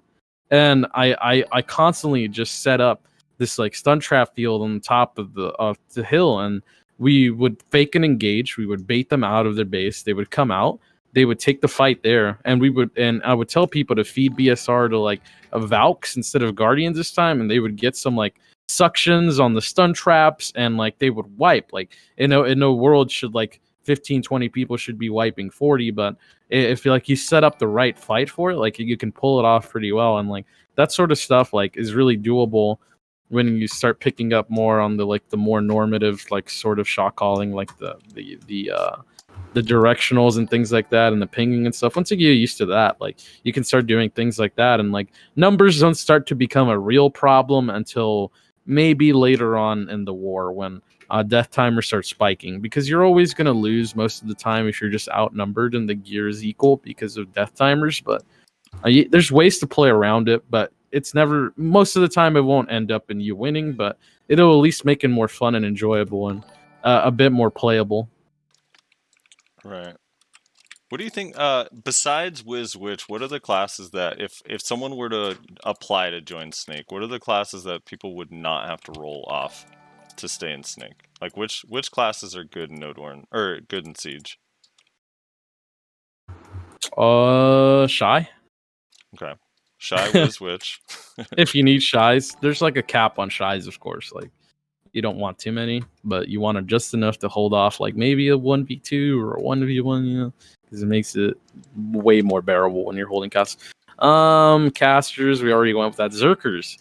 Zerkers are definitely something I'm sure like a lot of Siege guilds would even want. Just the Q buffs are really good, and I don't think that's ever going to be deniable. And I know they're on a 30-minute cooldown, right? But every push, every push is just about every 3 minutes, Right? Because most of the time, most guilds would wait until their V is up before they actually push. And Zerkers are definitely still always going to be just utility wise. Their Q buff is just insane. The amount of procs they get on, it's insane. So I'm sure that's always going to be a class that would get recruited if it's geared enough. Maybe that's how you fix PA. I think that's it. You just make that bitch like a 20-minute cooldown or something. Do bladers have any sort of place? No. Even if you were to argue, hey, they could pop stun traps, kick W. Yeah, a guardian could hold their their block, and get a frontal block and have 360 like they would have super armor, and they can block and they can move, and they have an iframe too if they need to get out. I mean, yeah, it's just like you can't really make much of an argument for like many of these other classes. I think Zerker, Caster, and Shies were like the draw. The limit is Archers sort of fallen off? Because for a while people liked Archers, but is that not? Yeah, Archer fell off for sure. What about Ranger? I still think they're Suck Ranger. I would think it's a tier above Archer when it comes to holding down a specific spot. I think that Archer definitely performs more in open fields in comparison to Ranger. I think Ranger performs more when it could just sit still and just pepper and damage. Right. While it's being protected, maybe on a wall in some castle, but yeah. Were you always a wizard? Was I always a wizard? No, I really enjoyed Striker. Because when I would shot call, I would pop E buff and just hold W and ping. Yeah. Wherever I needed to go. True. Yeah, well, now you're permanently protected without an E buff. Look at you. Yeah. So now, like, I just I would Suck Wizard's pretty good. Well, I mean, just any caster is good because you could literally just what the timer is for your PA1 always. Right. So you always know when it's up. And that's really good information to know as a shot caller, because when I have to ask when our PAs are a little bit off, let's say like I PA1 into a guild and I don't use my 3 and 4, having to fucking call for PA 3 and 4 and people just fucking cricket sounds and no one's fucking saying shit. I'm like, well, goddamn, that fucking sucks. Like, like having to ask people, like, here's the thing, right? I want to ask the least amount from people as possible, because it's more preferable for me to have to rely on myself, knowing that I'll be capable to do like a good job, rather than have to ask someone else for that same information. So anything to like, anything to minimize the amount of effort other people have to put in, just for the safety of it all. based on the small amount that you've seen, do you think the new class Hashashin is going to be allowed into Snake? No, I mean, I don't know. Maybe like I think the only thing that I could like probably save it is like maybe if it has like a really good suction, like a mega tornado spawns up and it just sucks everyone in. Dude, that maybe that's cool, but like I don't know. There's like no more suction. There's like suctions aren't like really a big thing now. Right. Nothing They're like not a good big. suck to get you in the snake, huh? Yeah, like I'm sure if it had like a fucking good like suck and what's it called in its kit just to like help it perform in large kill, I'm sure that would be like super viable, especially for holding a castle. But we'll see. I mean, I don't fucking care about it because I don't know. I think it looks like I don't know what they were aiming for. I thought it was gonna be more like a deserty looking type, but like he looks like he's like from like high school to like a fucking 12th grader with like a fucking fresh fade and like some nice Jordans. Dude, I don't know what they were going for, dude. I'm gonna be honest, dude. It looks weird. I don't know what kind of subliminal messages fucking PA is trying to send us, dude. I have no fucking idea, all right? I just think the class looks really out of place in terms of looks to what I actually thought it was gonna look like. I thought it was I gonna was look kind like of expecting a Valencian damn type. bandana over his head or something. Yeah. Just like it, like having the aesthetics of someone who lives in the fucking desert. But my boy got out of his fucking barber shop, fresh faded, bro. Paid that $50 cut. Like my boy is chilling. I'm like, God damn, dude. All right. We'll talk about the Hashashin in a sec. I'm gonna do guest questions. So if anyone that's new to the show, yep. Go ahead. I had one more question. All right, let's hear. For Narelio before we get into guest questions, because this gets asked all the time, and I'm sure you get asked this a bunch, like on stream as well. Yeah. If you are someone who's getting into Node Wars and you want to get into shot calling, how do you become a good shot caller? Because I'm sure you get asked that all the time. We've been asked that a couple times as well, both like on the show and like out of the show. So like if you're a new player and you're like, I want to get into shot calling, but I don't know where to start and I don't know how to be good, what would you tell that person? You just well, like I think that one of the biggest things is I spoke about this a little bit before, is how people are super indecisive about what they do. And they're really scared to make mistakes. And I know people hear this a lot, but you really, in reality, like going over hypotheticals and stuff like that before like a war starts and things like that, those things are good. But typically you learn the most from your own mistakes. And yeah, it sucks that you lose, but it like, if you lose enough, you start to learn, you start to pick new things up. Also like just sticking to what I don't want to say your gut, but like if you have a pre-assumption of what you have to do first and you do it and you follow through with it and it wasn't as good, then you learn from something like that. You don't learn from like stuttering and like not doing anything and like half-assing a push or half-assing a retreat or anything that you might do like that.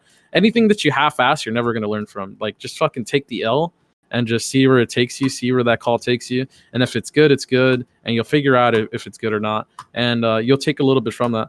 Another thing you can do is watch other people that you think are good at it and maybe try to mimic or like copy what they're doing and incorporate that into what you're already doing maybe.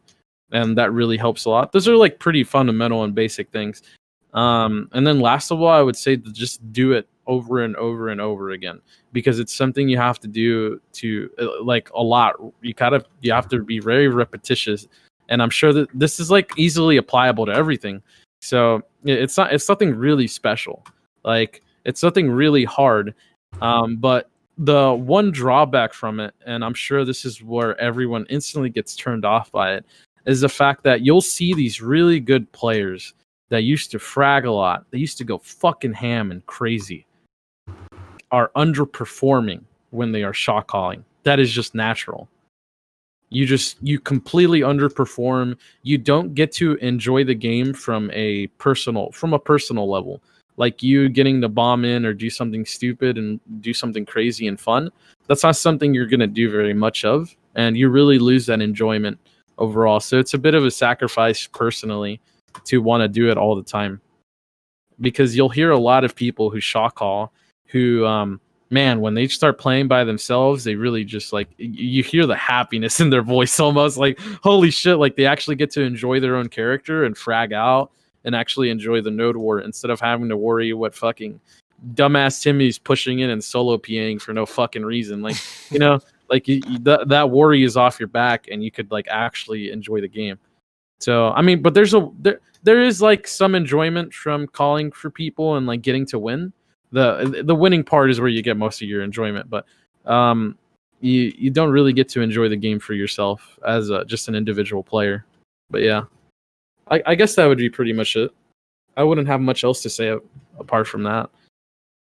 All right, so some of these you already kind of answered. So any of the ones that you've already answered, just give kind of your TLDR. But Origami asks, what does he think of the T1 scene? I think it's really good. I think it's a really good example for like Perlibus to look at and to see where most of their population is going. Because undoubtedly, most people are on T1s, even the people that are geared. I think they should use that and reflect on what makes that so good and what can they do about it to maybe implement that sort of like feeling you get from tier 1s into like tier 2s and maybe even siege. Like, why are people going there? And why are people saying, yeah, it's literally just one answer. It's fucking PA. Okay, I'll save you the fucking work and hassle of putting in the dev team to actually solve this fucking question. It's PA, dude. If you really care that much about PvP and wanting the same tier 1 feel that's so good for everyone else, it's literally just fucking PA. He also asks, how would you rework all wars so players aren't isolated into what he personally calls the 4 main groups: Siege, Node War T2 through T4, T1, and then the T1 different tiers? I don't know. I kind of like the system. I don't think I would really like reorganize it. I think it's an okay like thing to have. I'm not entirely sure actually.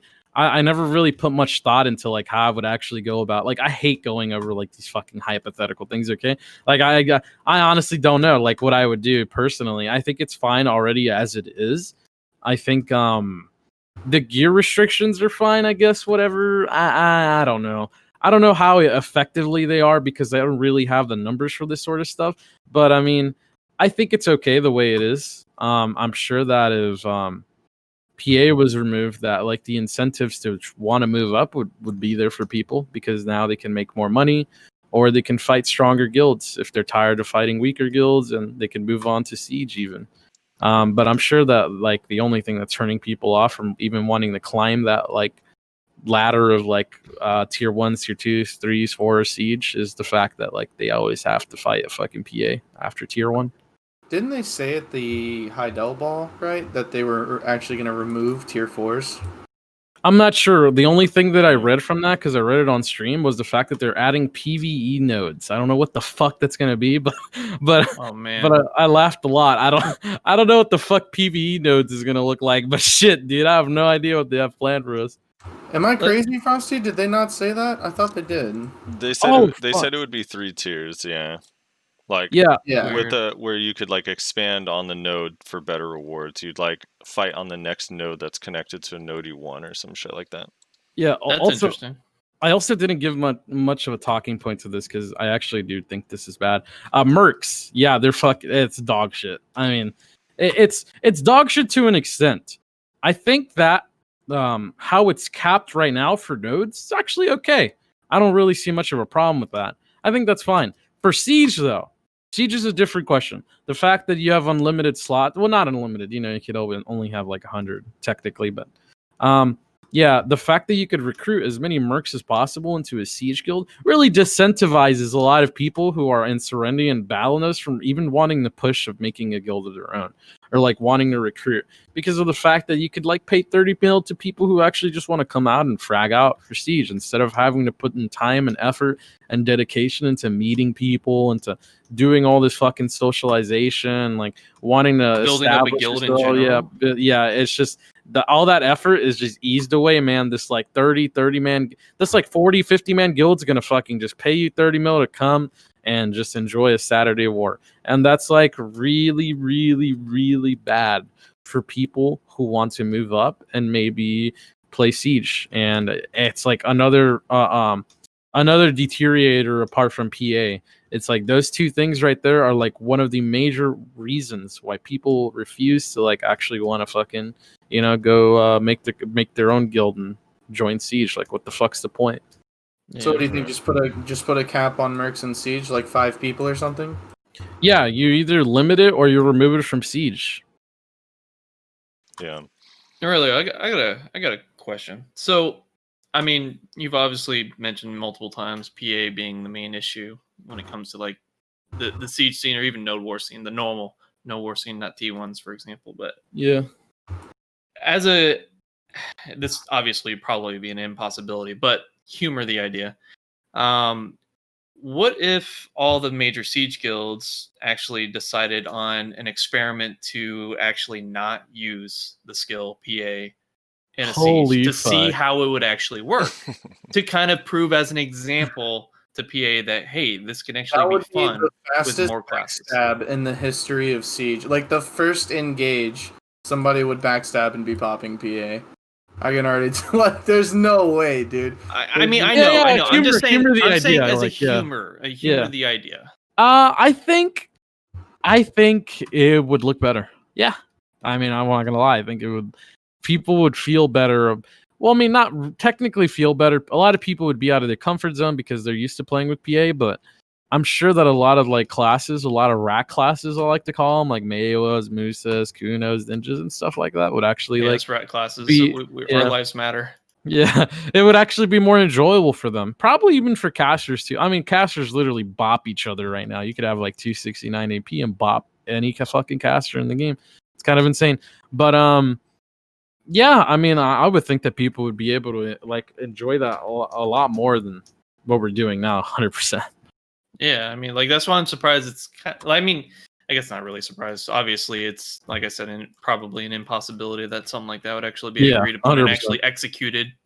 But yeah, people hate each other way too much in Siege to yeah. actually want to do that. Yeah, I just wish like we tried that as a community to actually show PA like, hey, we can actually enjoy this far more if this was not here, like, and show as an example, just like, you know, just by our own, you know, resolve, just showing it that we can do this. The problem is even if everyone participated properly, I don't think they'd notice.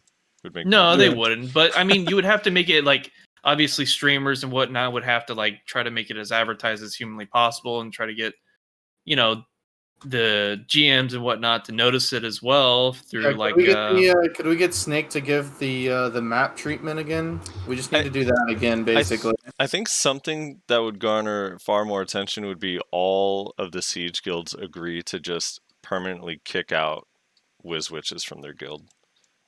That would everyone would be talking about that. Kakao would have to see like, wait, you're not letting any of these people in? They're just all gone. This huge segment of the community just kicked. That wouldn't fly because there's too much of their core is literally focused solely around those classes. You're talking about forcing them to reroll. I'm just saying like make sure that they're not using that skill. I didn't bring this up because I didn't want to kill the mood. I hate PA, right? Because I like people fighting each other and shit. It'd probably be more fun for most classes. But there is a huge problem, and Falanzi brought it up. It's the fact that pushing a castle without PA is gonna be the most miserable experience in BDO history. I don't think anyone would actually enjoy, apart from like maybe Vexes. I agree with that. I just think that's another issue entirely. 10k HP. There you go. I just fixed it. And then what? He said add 10k No, HP. dude, it's Add another 10k HP? Yeah, dude, just 10k. It fixes it. Bro, May was already fucking struggling popping people, dude. Dude, not wrong. That sounds like some shit that someone in the PA boardroom would say, though. You gotta imagine. Like, but if we remove PA, then people are gonna die too fast. This is a good concept, open field, but castle is a little bit different. I think that, like, yeah, it would say, you know, it sucks that you need a skill to virtually push a castle. Pretty bad fucking design, in my opinion. But I mean, hey, dude, like, unlucky. So that's honestly one of the reasons I believe they're never going to take it out, is because of things like Castle Siege. But yeah, just remove castles. Yeah, I I mean, think ultimately you got to make it. You got to make Everyone it very has a similar to tent. Serendia and Yeah. Balanos. Yeah, just Castle fuck Siege it. would be more fun. Like, all right, imagine PA is removed, but Castle Siege was like actually like what you see in movies all the time, where there's multiple entrances that people are running through, and Yeah. sewers Yeah, and basements, and like Yeah, or just like not have the gate and have it a little bit more open. That way, Yeah. there's actually some fighting room. yeah. Having I the really one think you entrance makes PA necessary evil, Yeah. which sucks.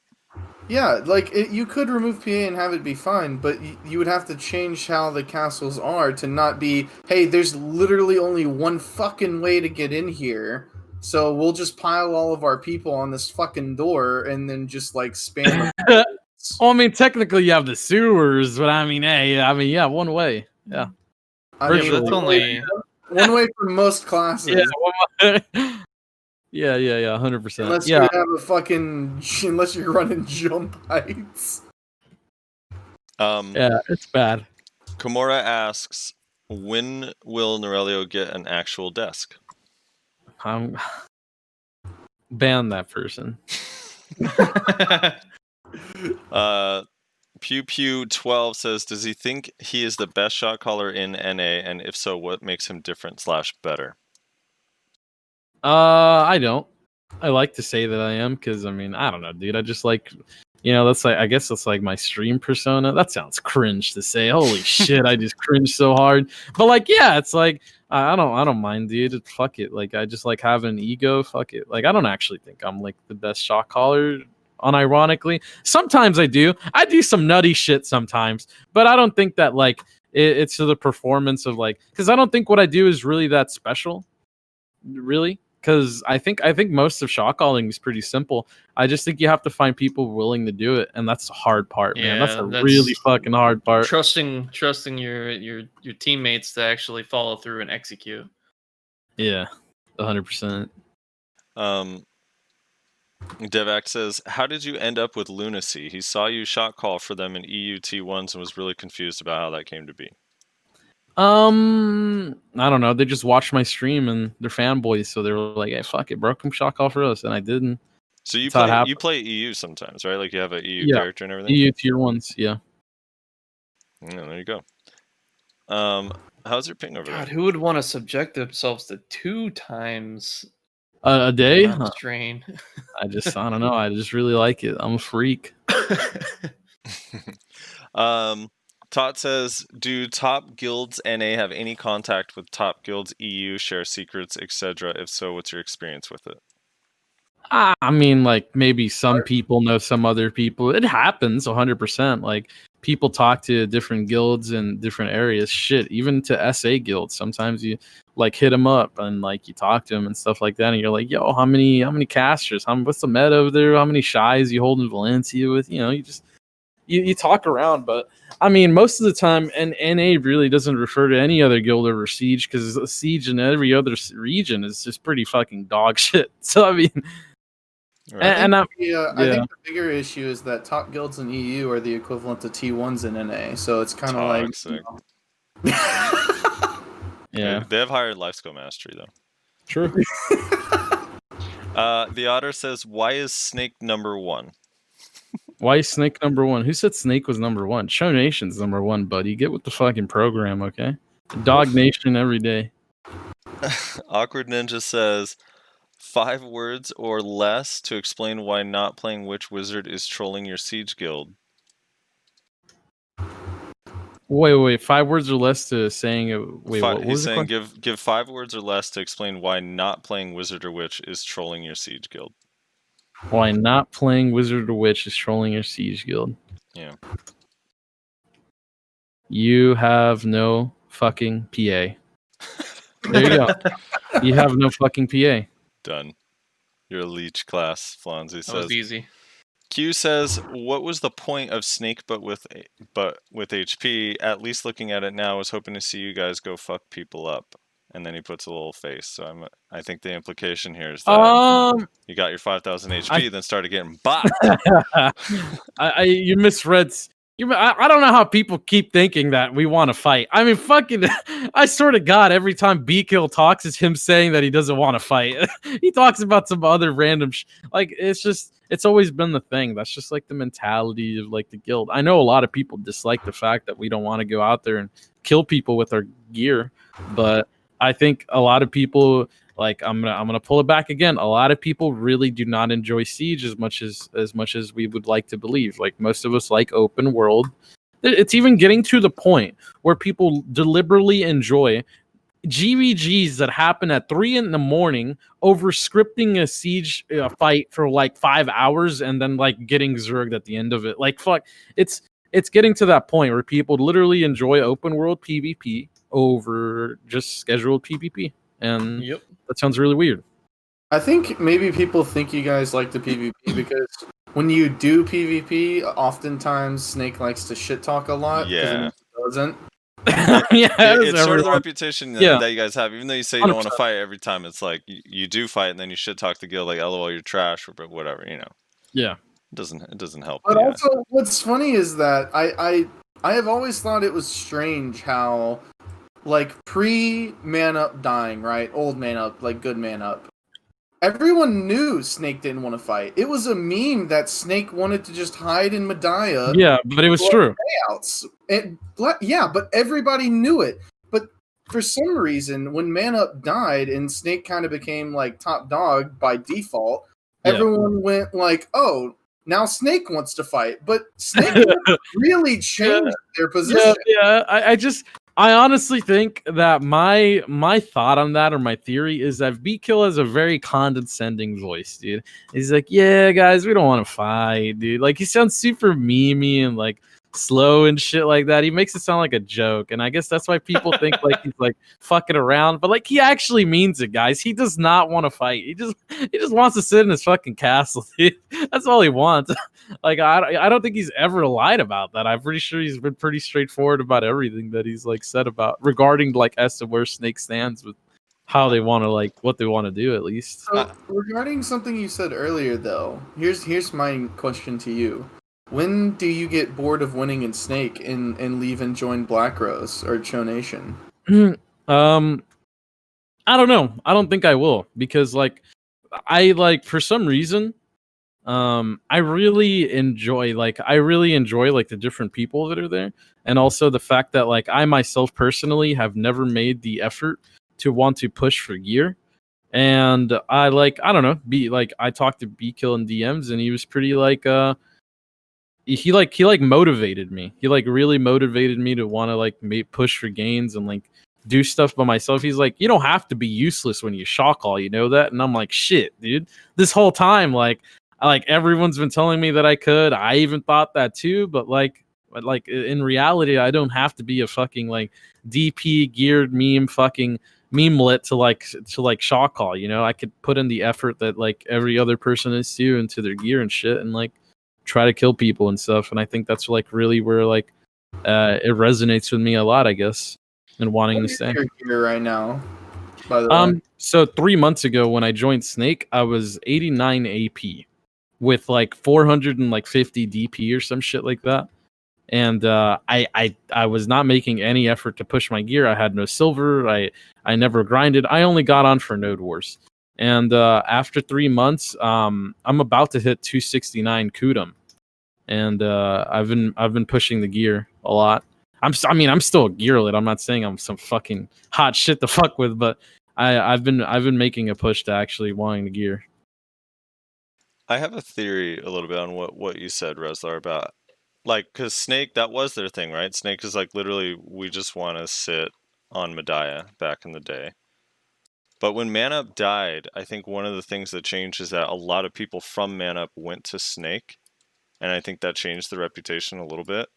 I think they only took like the streamers, and like I didn't think they took that many. I swear to God, like they were talking about it, like when it actually happened, and like at most they took like 5-8 people. Like I don't think they actually took that many Man Up.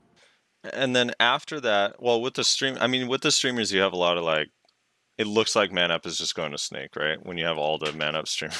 It's Yeah, kinda- 100%. It's kind of how it yeah, looks yeah. from the outside. And then I honestly thought you were gonna go a different direction with that. I was like, yeah, with the streamers, dude, they literally control Twitch. I thought you were gonna go No. conspiratorial fucking shit right now, but yeah. No, and then my second theory is that, I mean, you guys did have a period when you guys were allied with Black Rose, where I wasn't you in the were- guild back then, but yeah, I Okay, remember yeah, that. Snake was definitely trying to PvP back then, and there was some cool rivalries because of the whole like Chotex versus whatever Black Mamba, I guess was the name. Yeah, blah blah blah. Like that, those fights were actually good and like real, and it looked like Snake cared about PvP, and then they went back to being dormant. So I think that didn't help. Maybe why people Yeah. think that, I don't know. I think it maybe has to do with the fact that there's not as many guilds as there was before to do something like that. And also because actually it's a good answer because of the fact that it's literally to the point where it's 3 guilds against 3. It's like the Vertex, Bassi, Cho versus Black Rose, Corrupt, and Barcode. And there's no way to really slide into either side unless you're just willing to fuck the other side over completely. And most of the time, you're just going to be getting in the middle of things. So, you know. Eumenidai says, talk about the SEA versus Thai Siege. So you talked about that earlier, but I guess give overall thoughts on it. Oof, man. Fucking C-boys. You pick Sasha to represent your region? Unlucky, boys. You really took the L on that one. I'm fucking around. I think I'm not fucking around. I'm being completely serious. Sasha, you fucking suck, dude. Was it one-sided or was it actually a close fight? It was really one-sided. Okay. Because I'm gonna review this later, but here's the thing, dude. They willingly, I'm gonna ask them. Did they choose their spots to place for that siege? Yeah, I don't know. I'm not too sure. Yeah, let's assume they did. Why the fuck would you build in cannon distance of a castle, dude? Why in a million? How do you make that mistake? That's like a rule of thumb, dude. That's like one of the rules you're not meant to break. Like, why would you ever build in cannon distance of a castle? That's like wanting that. That's like asking to die. I swear to God, here's what happened, dude. My boy Big Sasha got both guilds, and he's like, we're running it down into the castle. They ran it down once. And then you know what? You want to know what happened after? They got fucking 16 cannons in that fucking castle, and they fucking shit on the guild that was right next to him, dude. That's really what happened. And it was really disappointing after that point. I got info saying that they were able to choose their location. Yeah. Your region fucked itself before the war even started. That's upsetting. Like That's 6 really hours upsetting. before it started, they chose. Why did one side have the castle? It seems kind of weird. Yeah, I thought that like it would really play into the dynamic where like they would literally just lose because they're playing. Like, yeah, castle is not as much of a disadvantage as people would like to believe, but the regrouping from castle is where the problem is, dude. It takes a little bit. It takes like 20, 30 more seconds to regroup before another guild, and those 20 and 30 seconds can be used for pushing. So it's a bit of a fucking disadvantage when it comes to that, and it plays a huge part when it happens. Like over the course of when the war is longer, the disadvantage is going to show more and more. Right. Oh, they're running it back and swapping sides. Yeah, hopefully when they run it back, the fucking Thailand people don't build next to fucking castle and get cannon. It's literally the dumbest fucking thing you could do. Like it's even before they lost before champ select, dude. That's the fucking meme. Like they actually lost before they even they even actually got the fight. Yeah. I think this idea is really cool, but I've just been wondering, like, why would you not put this on like NA and EU first, right? Like, think about how hyped that would be. Probably because ping, right? I feel like it's probably harder. I don't know. I guess, yeah. Yeah, Not sure. Ping maybe. I don't know. I don't think the ping would be that bad. I'm sure most of us would be at 100, and we're already used to playing that on NA. So I mean, yeah. I don't know.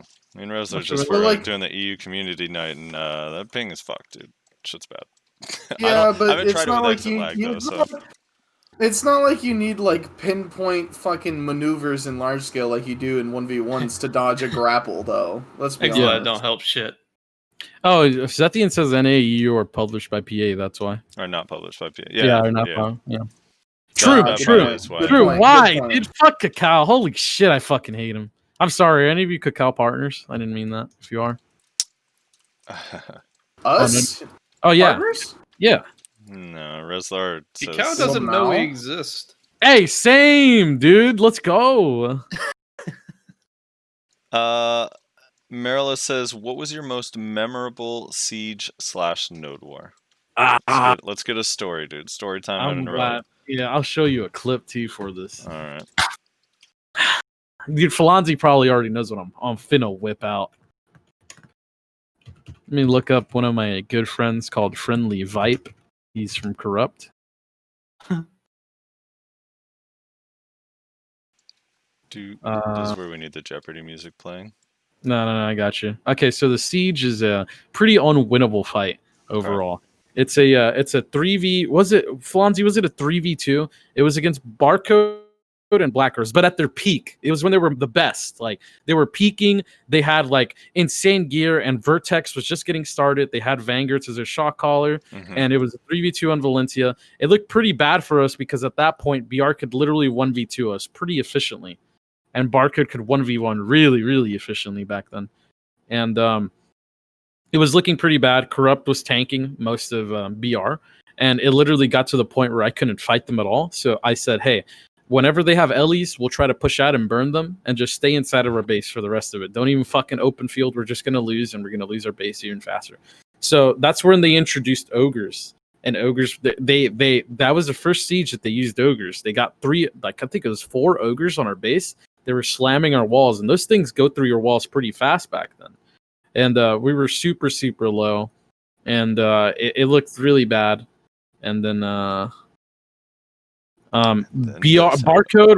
was getting 1v2'd, and they were at 10%. Corrupt was on 1%, and then this happened. Yeah, you called it, dude. There's a clip. Here we go. Oh. All right, full screen, volume up. And here we go. Oh no! Wait! Yo, don't CTG start now! it. CTG It now! was a 3v3 actually. They had a Merc guild on their side, Okay. but I'll let you watch the clip first. All right, here we go. You Yo, CTG now! CTG now! Fuck it! CTG! Just do it! CTG and kill Barcode! Their cannons are down. Barcode! CTG and kill Barcode now! Flex stay at base! Flex stay at base! Main ball, take the fucking CTG! Kill Barcode's base! Kill Barcode's base! Kill Barcode's base! Kill Barcode's base! Kill Barcode's base! Oh my Yes! god. Hey! Oh my god! Repair! Holy shit! Repair! We're like less than one. Fucking delete it. Get to base! Repair! If you haven't taken CTG, just stay. Oh my god. So, what happened after that part? They got to 1v2 BR and just win. Oh slowly. my god, dude. Yeah, no, like they were at 10%, we were at 1%. So how the whole fight started was like we were pre-planning. I think we all decided to start on their Merc guild, all 3 of us collectively, and we just fucking. It took like, I was like, yeah, everyone should just CTG and just send it on them. We take that Merc guild, and they literally just lose slowly, maybe. And we all 3 of us started on their Merc guild that was stacked, like almost full guild with stacked Mercs. We took it out like that because we all committed on it, and then it turned into a 3v2, and then BR got us to like 1%, and I saw that they wiped, and before that I knew that we were going to clear them slowly, so I was telling our GM, hey, head over there and drop a CTG. He's like, dude, I have no horse, I can't do it. I'm like, dude, fucking escape and make it happen. He drops a CTG in there, and like you could hear like people are laughing at me. They're like, "Are you serious? Like, why the fuck would you CTG at 1%?" They were like thinking I was joking or something. And I'm like, "No, I'm not fucking around. Like, actually take the CTG. I know that we're 1%, but we're fine." And we ended up pulling it off, and then they got to 1v2. They got to 1v2 BR. God. But yeah, we were dead in one tap. Like our base is like at 0.3%. Like There wasn't even a fucking pixel to represent it. Yeah, it was done. There's no way we could survive if we just waited. There's no way they would have won if we just waited. So I was like, fuck it, we're gonna die anyways. Just try to help them win. And it was one of the best fucking fights ever. Like definitely one of my. It's a hell of a call. Yeah. It's crazy, dude. Yeah, I don't know how did they not just like one tap you down after that? You just defend. Did they not push back out or? So I had spawns initially, and I knew that we would be okay. People were like staggering, but we had enough main ball to send there, and Barcode got a wall up. It was looking pretty bad. It looked like they couldn't kill Barcode for now, and they were getting walls up and shit, and they were turtling, and they were fine. There's even a clip of the opposite side. You guys know who Jeffy the Wise is? He streams it. Yeah, he's got a clip of it, and he's like, "Yeah, we're fine. We're rebuilding. Everything's looking good on their side." And like Bassi and Vertex are just getting regrouped, and it looks like they're actually going to be able to turtle. And we get the CTG off, and he just freaks out. He's like, "Oh shit, corrupted CTG! You need to kill them now!" And like, we just kill them. And then BR kills us a bit after with an ogre. I think an ogre gets the last hit on our base. No, we couldn't do anything about it. We were trying to stop it for all dear life, but the fucking ogre made it through and like slammed our base. I'm pretty sure what ended up happening. And yeah, that's like it was fucking cool as fuck. Good times. Hell of a play. Yeah. My favorite node wars were the 50 times we 2v1 Vixens and got them off node immediately. Yeah, is that what happened? Happened a lot. Everyone was willing to ally with us against you guys because everyone hated you. Yeah, every fucking time. Dude, I miss those days back then. I could actually 1v5 guilds. It was insane. I miss those days, man. Fuck. I really, really do. But, it was funny whenever you would drop on a node and it would be like a siege guild, like a fucking Cho Nation and a Vixens, and then like a bunch of other guilds, and it would be like, all right, we all know how this works out. We kill Cho Nation, we kill Vixens, and then we go from there. It's the stupidest fucking thing ever, man. The boys didn't mind that. It actually stroked their ego so much that people were willing to Zergus. I think that's why I liked them so much. No one actually got that tilted about it. Yeah. Okay. Moving on. All right. So that's it for the guest questions. Whenever we have a guest, if we know ahead of time, we'll let everyone know, and you guys can ask questions in the Discord. Make sure you join the Value Pack Discord for that. Onward and upward. We got this. I'll just post it in here. I'm sure you guys have all seen it. The trailer. You know, they're totally zoomed in trailer that they do for classes right before release. The one where they're doing mostly auto attack abilities. Yeah. You know how the Maywa one looks epic and cool on its release. You mean the video that they commissioned Jigsaw to make for them? Yes, exactly. Wait, is that serious? No. All right. No, he always plays so zoomed in.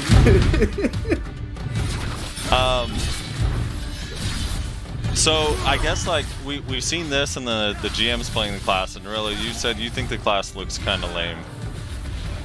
Yeah, I don't care about it. Rez, Nyashi, what do you guys think so far from what you've seen on the class? Well, it's pretty crazy. It's like a ninja wannabe with wind.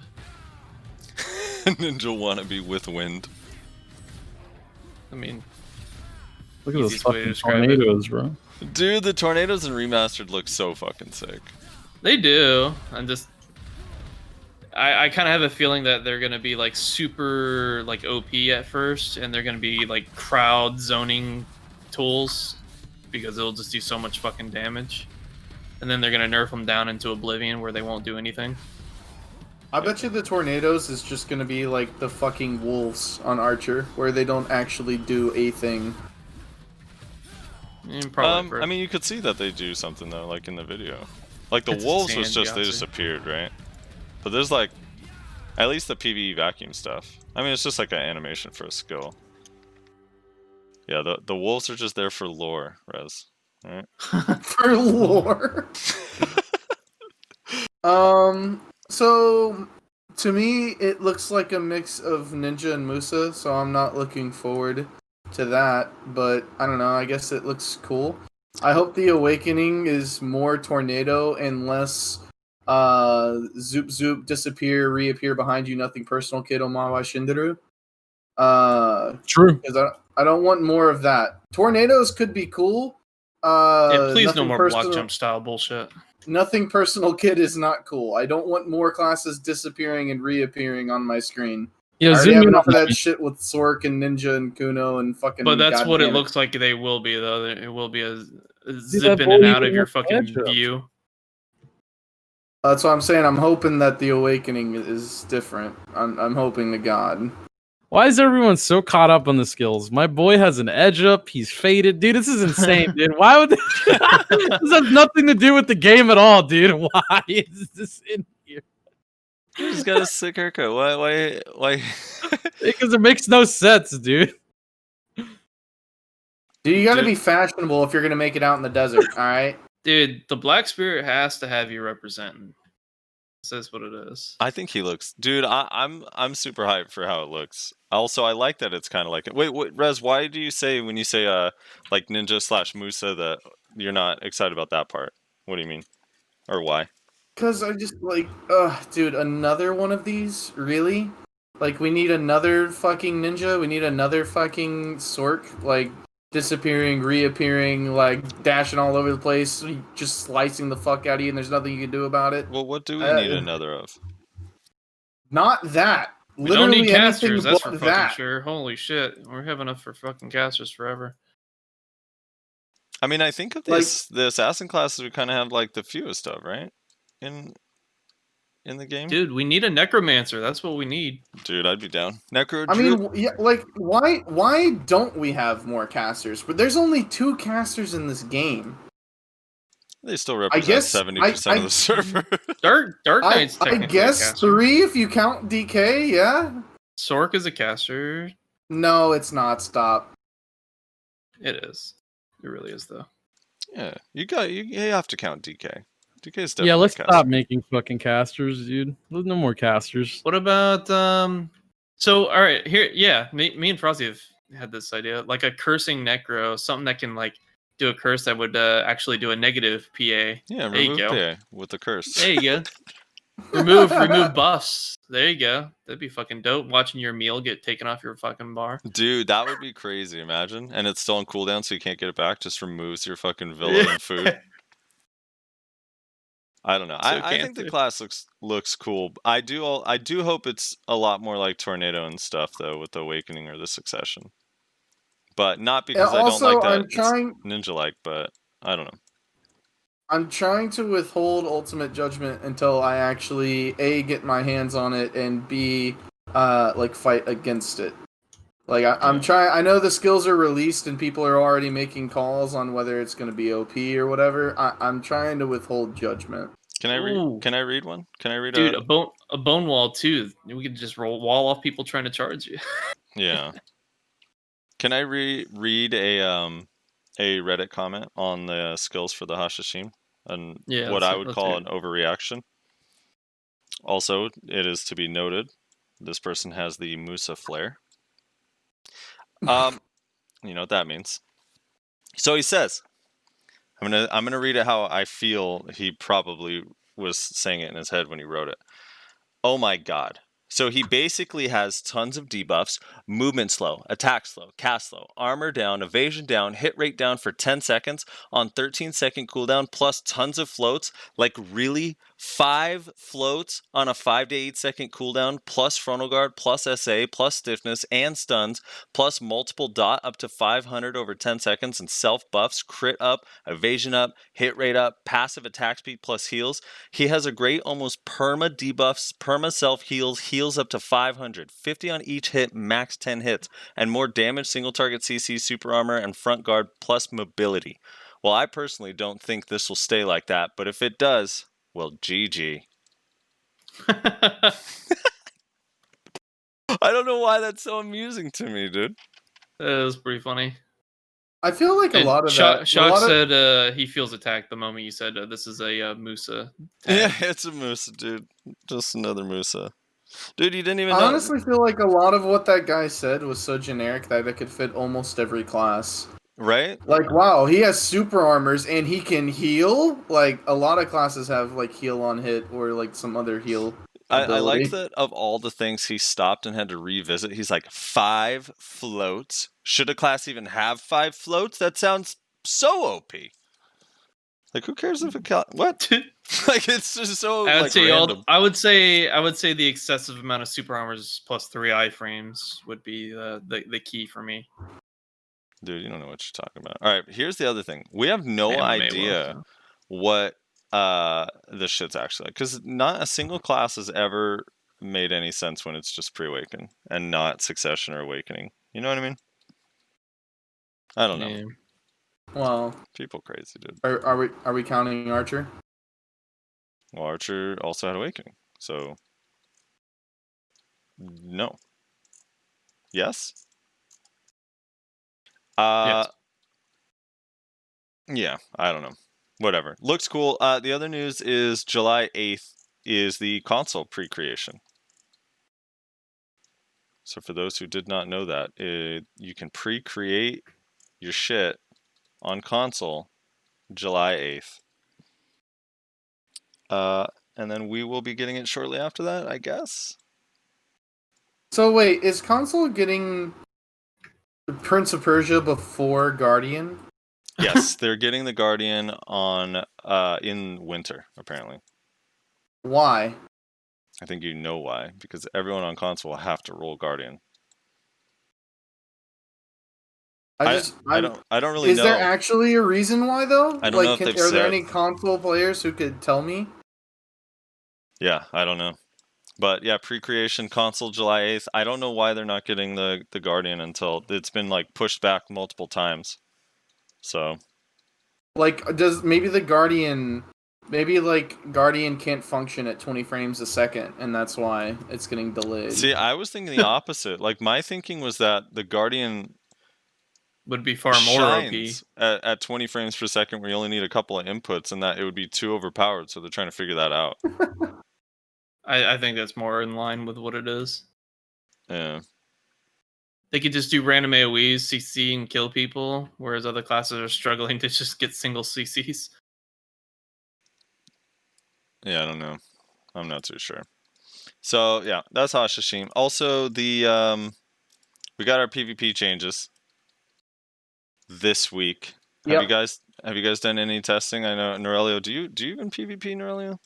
Do you 1v1 or fight people or outside of Siege? Any of that stuff? He's muted. He might be AFK. He's muted. Yeah, he may have gone left. Yeah, have you guys tested anything, Rez or Nayashi? Yeah, a little bit. Not What's your definition of testing?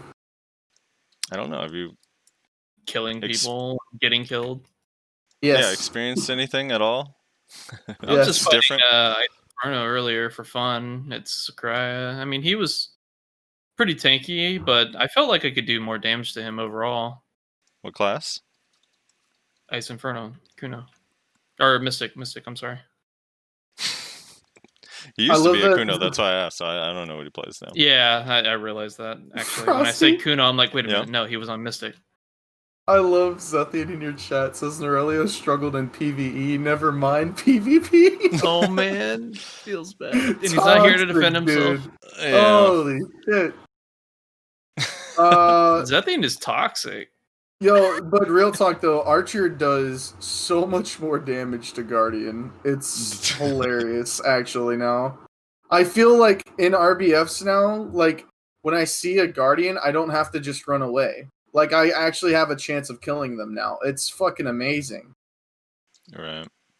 And then as far as Zerker goes, Zerker's kind of in a weird place because it's almost like it's exactly what I thought of when I first read the changes, and I watched a Choice talk about it, and he basically said the exact same stuff that I was thinking, and that I said before, where they're just kind of like reinforcing the way that we already play, in a way, like at least in large scale. In what capacity? Like he pointed out that like they buff Q buff. Why does Q buff need a unbuff? But okay. They buffed super armors, but super armors don't matter whenever we die so fast, and now we're taking more damage from like fucking everybody. So the super armors are nice, but not particularly useful in large scale. In 1v1s, it's very samey as before, in all honesty, but it seems like the only major difference, in all honesty, is more of a 3-minute class in Siege because we take more damage from everybody. I mean, everybody takes more damage from everybody, but like you can't go in and use your super armors, so you're relegated even more so to 3-minute class than before. And they also buffed the 3-minute class portion of the class. So it's why? Yeah. It's so strange. Also, another thing Troy said in the video that I watched of his that I thought was interesting was he was talking about how he doesn't know why the play is to make everybody take more damage when he feels like people should be taking less damage, which I think is an interesting take to have because I think that's kind of like a point of debate in the community, honestly. Well, I think I do wonder too if part of this or part of the weird, like part of the puzzle that we're missing is we don't have the 600 HP that KR has. Yeah. I know that's not that much, but the amount of difference a lot of these ratios is almost like exactly what that would be. At least like on like Kuno Ninja. I mean, some are way more dramatic. The Archer versus Guardian. Like Guardian, I just feel like Guardian across the board is so much easier to kill. Yeah. Across the board, like basically for everybody. Well, because I think everybody does more damage to Guardian, some more than others. Like Witch Wizard, Archer, and Ranger, I think their percentages were a lot higher on Guardian, whereas I think on other classes, like I want to say like on like Musas and Mawas weren't too high. I think DK's wasn't that high, but they were still increases, just not as high as some others. So, right. I'm going off of memory, so don't give me shit if I'm wrong. I'm not looking at the goddamn sheet right in front of me. Tamers are upset. Why? They basically take more damage and do a little bit less. I mean, some skills do more, like all-around spinner, and some of like the pre-awaken, like bolt jolt. But overall, like I don't know, they die so fast, so they're not happy. I think. Fuck, I need to find the quote. It was Shade had on his stream like a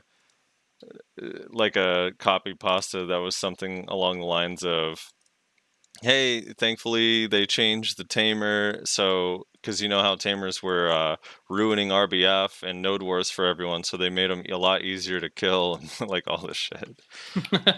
So nice. Yeah, they're pretty bummed out. I don't know. The thing is that with like Awakening, Kuno does more damage, but still not as much as Succession. So I still think Succession outright is just better movement and damage, and I think that's probably true for most classes. Like Mystic feels like it has a lot more damage, but Succession still does way more damage. So you would just choose Succession almost always. It's not enough to like change it. Now Mystic does more. I mean, there's some matchups where it does an insane amount more, but Sork does significantly less to Mystic and Striker now, and then Dark Knights just do way more to everybody. Dude, Dark Knights came out on fucking top after these changes. Like, holy shit, they do so much damage now. That's what I'm hearing. Wizard does like 35% more damage to other wizards now. They like just pop each other like bubbles. Not as much to Witch though. It's interesting. Because they know no one plays Witch. Yeah, it's Suck Wizard. Suck Wizard is the only caster, as far as anyone's concerned. Yeah. Oh, Warriors hit hard. Someone in chat saying Warriors get hit hard. They might get hit hard too. I don't know. Does everyone do more damage to Warriors now? Let's see. Let's go through some of these. They seem to. They seem to hit extremely hard. Most do more, but Warriors also just hit so fucking hard now. Their damage is scary against a lot of classes. I don't know, man. Hopefully just this patch leads to more fucking changes than this. I don't even know if this really even changes much. It kind of just made DK's really strong. It kind of normalized Guardians some. That's about it. Yeah, normalized Guardian. It basically it buffed DK, nerfed Guardian, and made strikers and mystics that are evasion unkillable to sorts. That's like the only changes. Dude, that shit's so funny. So Bear, you know Bear, but Bear, our friend Bear, was like, he just got a pen RCE and he was so excited that he could kill Raging Angel's striker now in one combo. And then this patch comes out and he's like, dude, what the fuck happened? I don't do any damage. Oh shit. Yeah, Sorks, you just gotta use Dead Hunt now. Just use Dead Hunt, you're good to go. That's all you need. Let's see what else happened. The RBF changes on Global Labs that are kind of nuts. So Resler said he'll be right back, so I kind of want to wait for him to come back. I'm curious if these are like gonna actually come to anything outside of RBF. So I'm gonna just read the actual patch note. Here we go. Have you read this, Nayashi? Not fully. Okay. So, red battlefield damage reduction effect. The following damage reduction effects have been added to the red battlefield. If the damage is applied over 50% of the health for a certain period of time, the effect of 10% damage reduction is applied. Damage reduction rate up to 50% is applied depending on the percentage of vitality consumed. After a certain period of time, the damage reduction effect disappears. If the health is restored while taking damage, the damage reduction rate is lowered. And then it shows like the list or whatever, and it gives an example. When the health is 5,000 and 3,000 damage is caused by a continuous skill, normal damage is applied up to 100% until you've done 2,500 damage, and which is 50% of the maximum health, and then the damage reduction is applied. So, kind of the idea of it is to prevent ults and skills that one-shot to not be able to one-shot if they hit multiple times. Because it doesn't affect a combo. Like, if I do a combo on you, as long as none of the skills individually do more than 50% of your health, you're not going to notice anything. But if I hit you with, like, a Tamer ult, for example, as the Tamer ult's hitting you, after they lose 50% health, they're going to start gaining damage reduction. Interesting. I mean, that's pretty nice with Tamer ult. It's really nice against Tamer ult. Woo! Yeah, but how many times are you actually seeing that be a problem in RBF? Well, it's nice against Blooming too. Wait, will it fuck with Blooming? Anything that does more than 50% of your health, yeah. Any skill. What? If a skill does 50% of your health... Yeah, but all the damage applies instantly with Blooming, whereas Tamer's is over a series of... I know, but it's just based on... It's not based on, like... It's based on hits, right? So, like, if you're getting hit... If one skill does damage up to a certain amount, then they get damage reduction. Oh my god. Yeah. So, it's weird to me that that the RBF changes? Yeah, the RBF changes. So, basically broken down, Rez, I don't know how you understood or how it was explained to you, but it's basically a single skill. To prevent burst. It's prevent one single skill from bursting you down, basically, yeah. Because the damage reduction does not apply in a combo unless a single skill does at least 50% of your health. Yeah. Because that's what people have been complaining about for 3 years now. Well, half the community complains about one-shot meta. The other half says we need one-shot meta. And it's weird that... Here's my biggest issue with this is why the fuck... Now we have 4 completely different sets of rules for the 4 different game types. So, Siege, you got 5,000 HP. Node War, you have 500 HP. RBF, now you have this weird damage reduction thing. And then in 1v1 or normal open world, there's nothing. So it's like... Node War gives 500? God damn it, Nayashi. Well, I haven't Node War in a long time. Yeah, so when you participate in Node War, you get an additional 500 HP. Interesting. That change came with the Siege change too. That added the 5,000. Oh, yeah. So it's just weird. Like, how are you supposed to balance a class or skills when the rules are different in every single game type by that amount? You know, I don't know. It's fucking weird. Yeah, it's weird.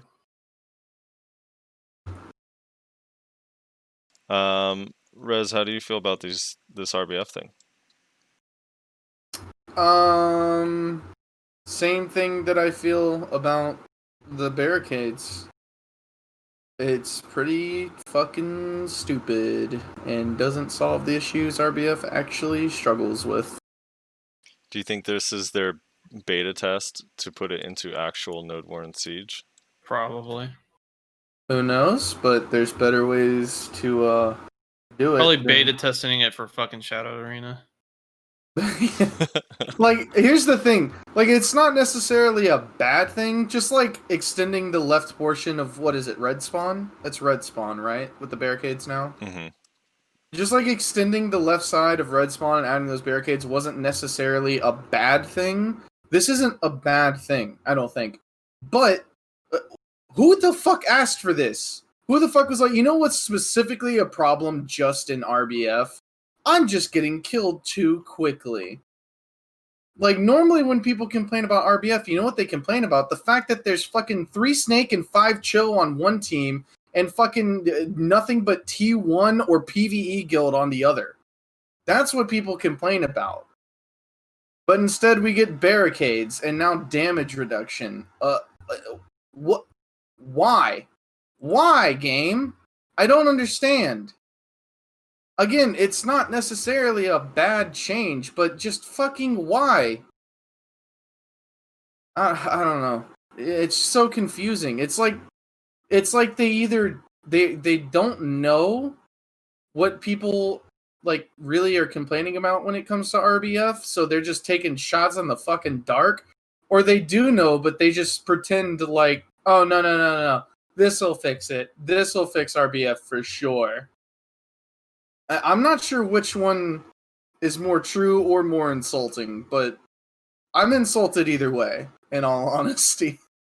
Like, dude, it's just so stupid. It's so stupid. Yeah. Well, it's probably not related to any of that. It's probably just because they want to apply this to Node War for some reason. I don't know. I don't know why. I'm not sure. I don't know. This is a weird thing. I mean, I would take this instead of PA if this replaced PA. If this would replace PA. Yeah, if this replaced protected area for Node War and Siege, trying to prevent like one-shots. I'd be fine with that. But You want to know what this the biggest with PA? issue? All right, You want to know what the biggest issue with RBF right now is? Actually, shocker, Suck Wizard, and the fact that there's too many fucking high points that are too hard to fucking like get up to fucking deal with these fucking roof wizards, and they can just stand up there and just fucking beam you down from fucking light years away. Like, Jesus Christ. The Can't- fucking roofers, man. You can't say roof wizard, dude. Fucking Narelio. Narelio, what are your thoughts on the RBF changes? Do you even PvP outside of Siege? Yeah, I've seen the RBF changes, and like, here's what I don't like about it. I really, I think I talked to Choice about this. I told him that, well, he told me too, that the only thing we don't like about it is the fact that going into RBF feels differently than going into Siege. Going into Siege feels different. Going into Siege feels differently than going into Node Wars.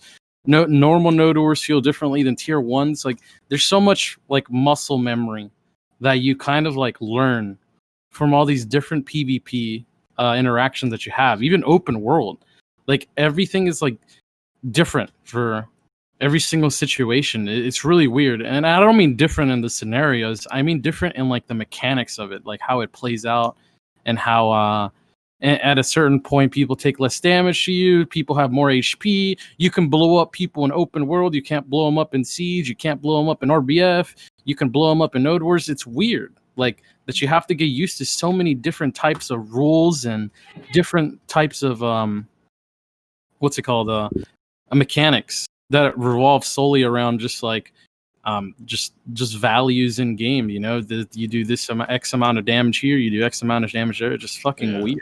That's my problem with it. It's like Siege is 5,000, Node War is 500. This has this damage reduction, and then Open World and BA has nothing. So how do they like? when they apply a balance update, how is it supposed to be even across the board when all of these situations are so vastly different? Yeah, they should probably just remove all the fucking weird ass bonuses, you know? Yeah, they should. 100%. I don't know. Hopefully, I don't know.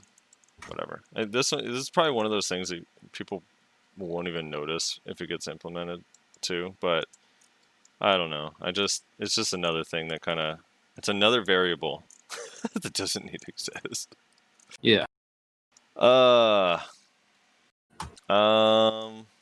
Let's see what else we got. I think that's kind of it. I think we're gonna, hopefully we get the fucking skill swap thing next week, so we can actually swap from Suck to Awakening instantly. Fingers crossed. But I don't know. That's content. You know, they're gonna hold that until the World of Warcraft launch. Yeah, right. I have another question for Narelio. So, when do you plan on taking over the EU Siege podcast? oh, true.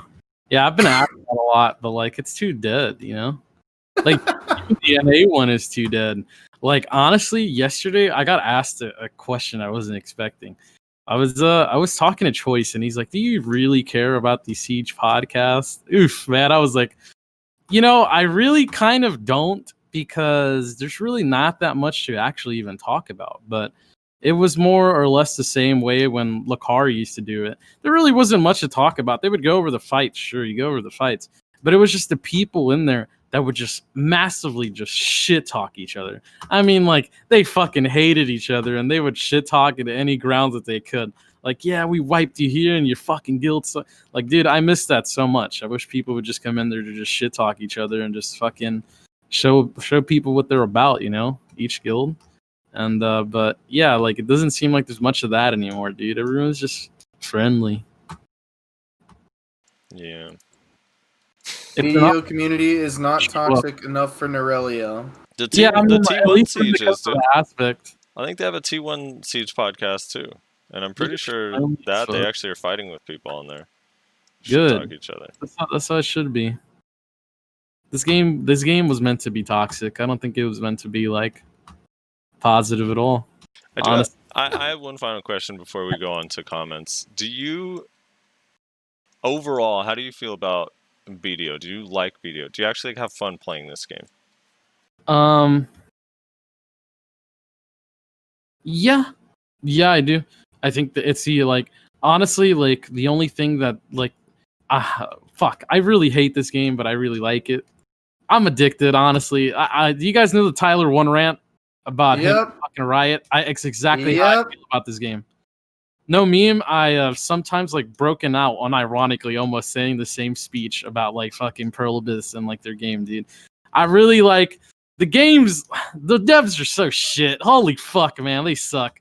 But I really wish, like, I can't stop playing it. Like, the action combat's too good. Like, for some reason, the whole world is too caught up in tab target. Like, the fucking boomers just don't want to move on, man. And it pisses me off. Like, action combat is just too good. It's the next step.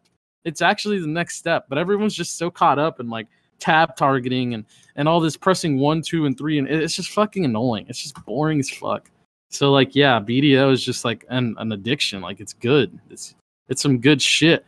But it's really bad because of, like, enhancing and because of how PvP plays out in, like, Siege and all. It's just fucking, there's so much bad shit as there is good shit about it, and it's like, it's really hard to like it at some point. They literally have a gem here, but they're choosing to shit on it instead of polish it. Yeah, 100%. That was beautiful, Nayashi. I only speak in poems, dude. Oh shit. Okay, so onto the comments. I do want to talk about this idea. We'll get someone had the idea, and I think I can't remember now. I'm pretty sure maybe it was on stream or from last week's podcast, but the idea would be to, so Brizz linked this in chat. I think he designed this, but he put up a forum post, so I'll link it to you guys. But the idea is to, since they're getting rid of the weapon swap coupons, to here, I'll link this in the stream chat as well. But basically to get rid of the class version of Dandy or whatever that's in the marketplace, and instead just have like a box. So if you sell your weapon, right, you'd have your class Dandy or whatever, you'd sell it, and it would just go up on the market as a box. So this way, like, if you're a Musa and your Dandy's not available, like, that's not a thing. Like, now as long as a Dandy is available, it's available for anyone who wants it. And it would be taxed or whatever. So you can have, they had these, like, the idea was like these transmog stones, right? So for Pen, what you do is like you'd pay, it would be 1.95 billion silver plus the tax, so it's not super easy to reroll, and it'd be a good like money sink. But you'd pay basically like 2 billion silver so you can open the box for your class and like buy whatever you want. If it's like a Pen. If it's like a lower level item and you enhance it yourself, then you'd pay less. But the whole like breakdown is kind of in there. And Brizz wrote up this whole post. Really good idea. It's a really good idea. It would be really healthy for the game. It would be 100%. Yeah, I actually love how this looks too. It's really well thought out. Transmutation stones. You said you linked it in the. Yeah, I linked it in the. Isn't that sad though? Like, we can't look through the patch notes and be like, yeah, man, that was a really fucking good idea. But fucking Brizz could, like, take maybe an hour of his day, bro, and, like, yeah, transmutation stones, you know, those would be nice for BDL. Like, what the fuck, bro? That's so stupid. How do people get paid to do this fucking job, dude? Actually upsets me genuinely. Yeah. I don't know. I like this idea. I mean, I think just the main problem that I think it solves is, one, you're not feeling locked on a class. Like, as much as I don't like that people re-roll to Flavor of the Month classes whenever they can, it still is like the other option for a lot of people is just quitting the game because they're burnt out on a class, right? So if they have no way to re-roll, they're probably just going to stop playing if they're bored, you know? Yeah. 100%. So, I don't know. Having something Or in if their place class would be is cool. deemed unnecessary for Siege. You gotta stop. God damn it was, dude. I never let it go. Yo, boys, I need to head out because I'm fucking hungry. Alrighty, cool. We're gonna do Feel that. comments anyway. Thank you so much for hanging out. You wanna promote your shit real Plug. quick? Plug your shit. Where can people find you? Yeah, fuck, dude, what's my Twitch link? God damn it, dude. I'm so bad at this. Twitch.tv/Narelio. Let's go, dude. Yeah, give me I do fucking yeah. Yeah, go give him a follow. Do you do any YouTube stuff? Do you have a YouTube or no? Nah, I don't have a YouTube. Fuck that. Okay. Shit. All right. Well, thanks so much for hanging out, man. It was fun. No problem, man. All right, we'll see you around. All right, here we go. Comments. Let me sort these. Are they sorted? They're sorted. By the way, Frosty, I'm assuming you've been time-stamping everything? Oh, yeah. In my head. It's all up there. Kashira says 69, Pog. Oh, yeah, because it was episode 69. It was episode 69. Wow, seriously says, look, at this point, this is lazy. You could put Frosty streaming soon with some card art, and it would be better than this intro y'all refuse to change. Someone says, okay. Yikes. I know someone asked, like, how come Nyashi's not in the intro? That's because it's the old intro. We're going to make a new one whenever Frosty's band's album comes out. Oversight says, another value pack, let's go. Brizz TV said, had a blast, boys, although I'm a little sad that my mic sounds like ass. I'm underwater sometimes. Yeah, I noticed it, like, I think it's a Discord thing, but when people talk at the same time, it like mutes you. Because when you were talking and no one was talking over you, you sounded fine. Your mic sounded fine. But yeah, it was a good episode. It was fun having him. Zombie Horde says, I has issues, my PP itches. Just wanted... Yep. You gotta love them, dude. Our lovely patrons, dude. I have issues, my PP itches, God.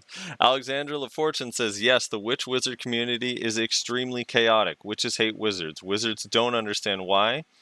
Script gets flipped for a few months, and now Wizard complains. Succession happens, now Witch complains because Succession is mediocre, except specific PvE. Also, the extra 20 evasion Wizard have that can't be explained. They legit hate each other. Some Witchered want protected area gone, others not. Some never care one bit about 1v1, some do care. Clash, and then so on and so forth. And then he says, TLDR, Witcher whiny, Wizard 2, Witcher more whiny though. I know I am a witch. Yeah, casters. I mean, that's what Narelio said too, right? Like early on, the reason they're never going to change it. One of the like people are just going to complain, dude. Witch, they don't. They're the loudest community of all. Queso81 says, Nyashi. Skirmish sounds like a cool guild. Go Twinkies. My 2 ranger buddies just joined them. 2 actual best rangers. Rip me, guildless for life. So I know I always talked about ranger versus Maywell life before and thought it was Bloom needing nerf. I actually found out it was Chaos Red Moon doing the one-shot kill on me. That on top of Stigma always ripping through my forward guards and landing that back attack CC. Stigma is broken as well. How do I respond to this? What, you know, are you one-shotting people with Stigma, dude? No. And Redmond? It does do a lot of damage, I'll admit, but it is unprotected on the stab, so you just got to get familiar with how it works and the movements that typically are used with it. Yeah. As far as like Red Moon does hit really hard. Just don't sit in it. Is really the best the best thing I can really tell you. Defensively, May was, besides her movement, she's really kind of easy to chew through if you have enough damage. So you can usually beat her out.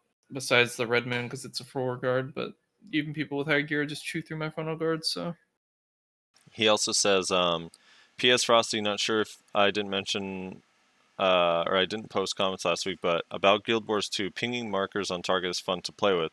You didn't mention the part about being able to freely draw on your minimap that is shared view with your party. Being able to draw things on the minimap is awesome in that game. Yeah, that would be kind of cool. Being able to draw on the minimap would actually be fun. That would be cool. And it would be also pretty toxic because, all your friends and guildmates will just fuck with it constantly. The Missassin says, in case nobody knew, Guardian has 2 iframes. Let that sink. Guardian has 4, actually.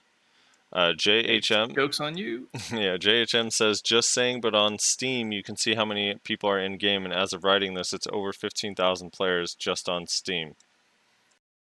I think that was when we were talking about popularity of the game or something. Yeah. Astral Trinity Whistle says, I don't know if this is good news, cries in algebraic expression. Prime Foxclaw, fix the issue of the skill's floating effect not occurring when used after certain skills. Yeah, I'm not too sure. Maybe too many things were canceling it and they removed some of them. I'm not too sure. Yeah, because I know on Ninja's Foxclaw, like, the float effect is pretty rare unless you start with Foxclaw. Philip Graham says, to your comment from Shazar, hi, that's me. The company Dom Kakao is a mobile messaging service here in Korea. This is where I do live. The game is licensed to Pearl Abyss through Kakao servers, which is why Pearl Abyss is your banning, not Kakao. I feel like that's backwards. Isn't it licensed to Kakao? Yeah, it's licensed to Kakao. Yeah. From PA. And Silent Chad says Guardian has 3 iframes, not 4. What is the 4th one? No, the 4th one is, it starts off unprotected and then it's a long linger iframe. It's definitely 4 iframes. They've got 4. They don't like to count that one for some reason, but it works like, it's unprotected for like 0.6 seconds, and then they literally get to linger it just like tree climb. I forget the name of the skill. It lingers for a long time too. It's like 4.5 or 5 seconds of iframe. I don't think they count that one though. They don't like to count that one anyway. They don't want people to know about it. Yeah. Let's see. Sato said, I would actually play the Value Pack Minecraft server if you guys decided to start one. I know I know nothing about Minecraft, so we start a Minecraft server, Rez? Doubtful. I think Rezar does want to start one. He's just in denial. Chibi Neko says, Mixer thought they could pay to win. Feels bad. Aw, poor Mixer, dude. Kenichi Sai says, PA could... Wait, let me see if there's a There's no. PA could rework protected area to work like mechanism in Dota.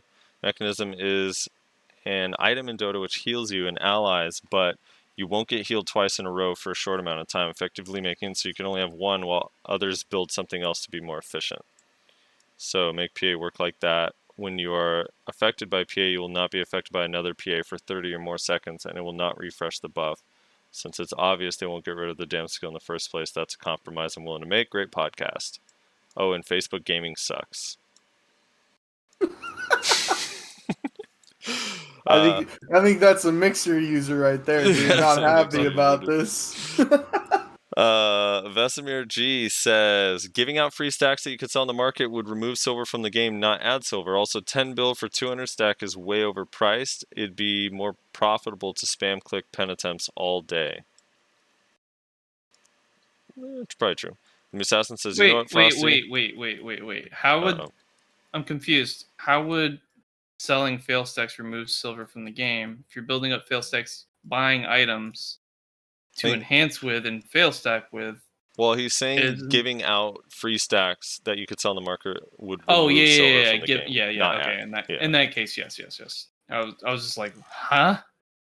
Like but the whole process of building up a stack is like spending money. But I do have to question, like, if you get like a 20 stack and then you work that bitch up to like a fucking 200 stack, you're still not allowed to sell it? No, I would say that would be like, I would say if you try to sell it as is as a reward, then it's classified as an event stack. But if you edit it in the form of adding more stacks to it, it would become a custom stack or a player stack. Then that would be sellable. Oh shit, Vel in 10 minutes. I almost forgot. Thank you, Badriana. That is true. The Musassin says, you know what, Frosty? I have a comment, but I ain't gonna say shit. I think he hates me.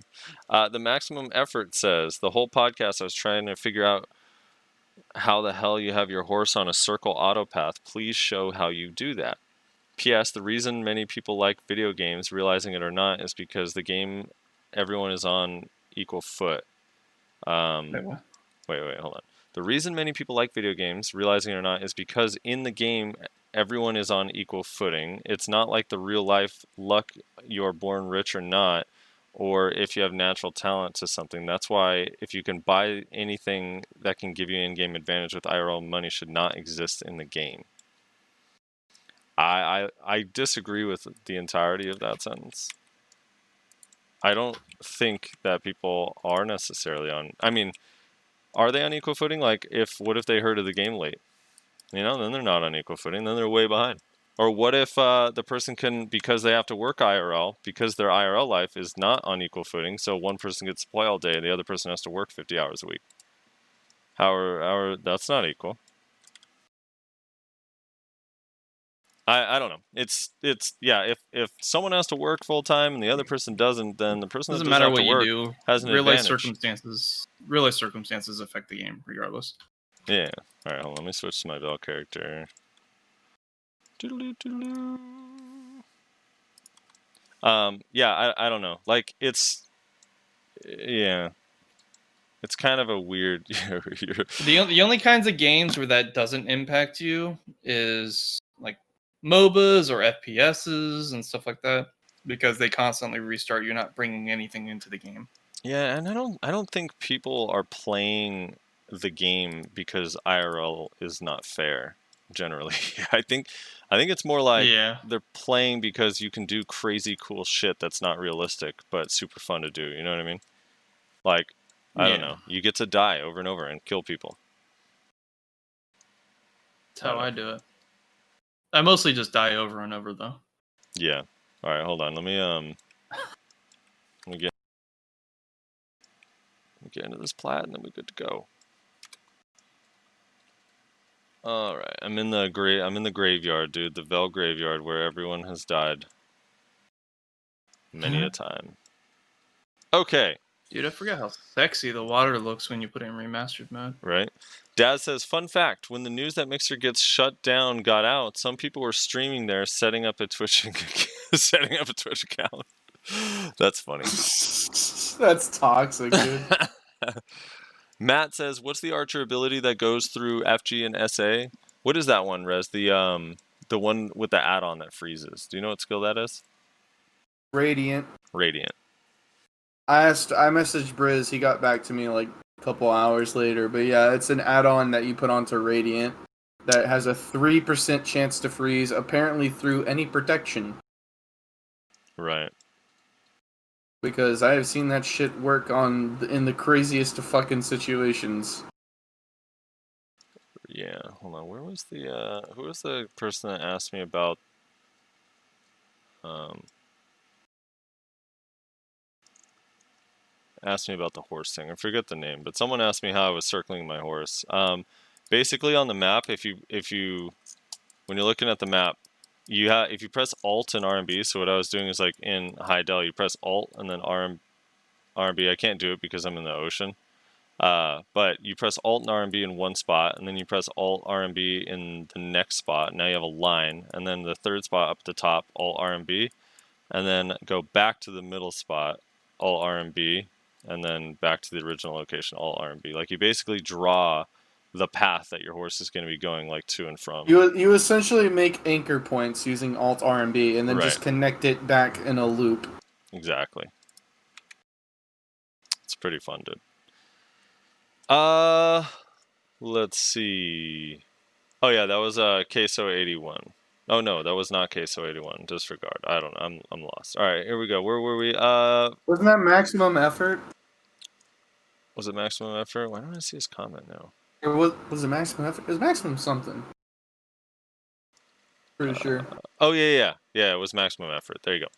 Okay, so Matt says, or no, Void Null says, anyone got a link to the crawling chaos Griffin dive? Griffin dive. Oh, you have that, right? Griffin dive? It's in the Discord, or Nayashi posted it Yeah, in she posted Discord. it. Okay, I'll add it to their Void Null in a bit. Clayton Alexander says, we already got costume task force as far as I know. So far we've had like 2 fresh new outfits in the last 2 weeks that have both been pretty dope. The Tamer Phoenix and the Striker Blue, whatever it is.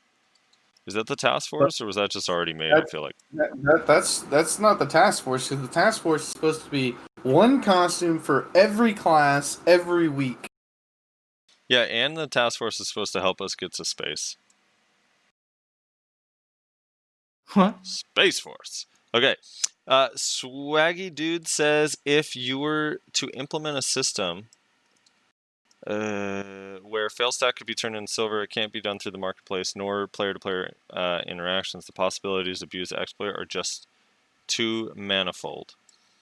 Even I can't imagine so many ways abuse such a system. And then he goes on a bunch of different ways. Yeah, I don't know. And then he gives a spreadsheet on failstack values, so you can see kind of what the failstack values actually are. New outfit for no, Mr. Hemo. We double checked. I went back and double checked because we had the conversation right after the High Del Ball. So Mr. Hemo says, nah, it was a new outfit every week. I don't think they said new outfit for every class every week. But we went and double checked. They actually said 1 new outfit per class per week. That was the exact wording.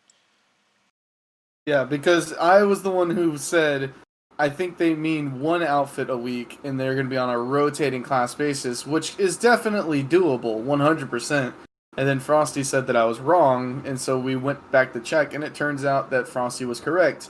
They actually think that they can make 19 costumes a week, and it not just be fucking recolors or reskins like the fucking shoe dad. So either they're quickly going to have to rescind that fucking statement, or we're about to get a lot of fucking dark shoe dads. One of the two things is going to happen. It very well could be a translation error, but that is what the translation said. Their translation, not like Google Translate. That's what it said on their stream with their translation. So, yeah, who knows? I would take. I mean, it would be. I would just love 1 new outfit per class per month. Would be sick, or every 2 months. It's great. We get like a new outfit per class like once every 16 to 24 months. I think it's not unreasonable for If you actually made a task force, right? If you actually hired a bunch of people specifically to make costumes, I don't think it would be unreasonable to say one costume for each class per month. If you assign like different teams to work on the different classes and you say you have a month to create a costume.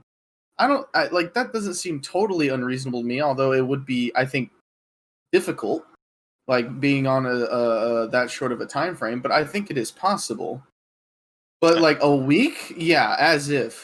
I hope the task force is put in a separate room and all of their PC towers look like sewing machines. I think that would be sick, dude. Just to roleplay it all, you know? Lost Souls says, I pre-ordered New World also. There is open world PvP, but you can like turn it off. The game looks really good, and if they do it right, I will be playing. Yeah, it's called dueling. That's essentially the open world PvP. No, it's some opt-in bullshit. It's essentially like Arsha, where if you turn on your PvP, you're gonna get some benefits, but you can just turn it off whenever you're in a safe zone, and then nobody can kill you. Yeah. So, yeah, I don't know, just kind of lame, honestly. I mean, I'm gonna try to withhold judgment. At this point, I'm just waiting for gameplay, or not gameplay. I'm waiting for it to come out so that I can see like impressions of the game, people actually playing it. I can watch streams and like get like an actual like opinion from people who aren't like being paid or aren't like just caught up in the hype of things. Because there's a lot of sketchy things about that fucking game, like the fact that it should already be out, but it's not. And don't tell me it's because of Corona, because it's not. There were reports before Corona even was a thing of people who had played the game like early and were saying like, yeah, that we don't know how they're gonna get that game to a release state in this time frame. Like it is nowhere close to being releasable. Corona just happened to come in clutch at the right time for Amazon Game Studios. So, yeah. Just gotta wait and see what it does whenever it comes out. Lord X says, Brizz tries to get on the value pack. Quote, now I'm going to be here every week, end quote. How does Reslar say no, quote, do we want to announce next week's guest? End quote. Lamau, just messing around. That was fun watch. Most of the time when Frosty said Brizz, I heard Res XD. Frosty, how is your prep for Hashashin going? I know I've managed to get 2 Zarka boxes at the moment, still dry on Dandy and Sub. I have no boxes, so I'm fucked. I gotta start going to bosses. I don't know. It looks like I'm going to be using green weapons for a month. I like how you've been hyped about this class since like the first ability, and you still are not prepared somehow. Dude, bosses are rough, man. Small Dick Stole Your Girl says, just want to know who thinks Musa is OP. These these nerfs to Musa are retarded. Musa is already dog shit, hasn't been in a good spot in a while. I have 305 AP, and for having that much AP, my damage is garbage. I should disintegrate anyone I touch that isn't full pen C9, and I don't, and it's not even close when Musa was known for an SA trader really good at trading losses. Trades to Suck, Lawn, Guardian, etc., etc. And yeah, he goes on, and he says skills like Dragon Bite and Projection got buffed. They aren't even used for damage. Hello, I feel these changes were made by a veteran Shy player that plays Shy for 1v1, and that's how comical I think it is to nerf Awaken Musa. Players. And then Kenshin says, I'm adding this in because he makes an interesting point. He says, I know, right? I hate when people lump Suck and Awake together. Suck versus Awake should be an opposite. Or should be an option, not a prerequisite. Awakening Musa is very, very weak right now. This is a fact. And for Musas who don't realize this, I know you don't think it's true, but you have to look around the server. Most people are playing Succession, not Awakening, on every single class, and there's a reason. It's also shit on the other classes. Like, that's what, like, I don't know. I don't know why they think that's exclusive to Musa, that everyone feels like they have to play Suck Musa, and that's not fair. Like, dude, every class feels that way right now, and it's kind of shitty. I don't know, but yeah, it should be an option. It definitely should be an option. Like, both versions of the class should be really good in all aspects of the game, so that way you can play whatever one you just think is more fun. Dude, it's funny to think, though, Rez, thinking back to that one when they first announced it, that they thought Succession was going to fix the game balance. LOL. Yeah, right. Yeah, that's a big joke. The blocky says the class that suffered the most in this patch was Shy. They forgot Archer and Awakened DK, but seem to hate all Shies do more than life skill. Yeah, did they nerf your damage? I don't even know. Did Shy get nerfed? I don't think think Shy Shy got stayed touched. exactly the same. I don't know. I skip over that class in patch notes. I am Diamond Crafter said. Oh no, sorry. Tim says, I would love to know how many times Brizz has done the MSQ. What is MSQ? What's MSQ even mean? Microsoft Quarterly? I don't know. Maybe instead of making you go through it again for the season pass. Oh, the main story quests. That's what he means.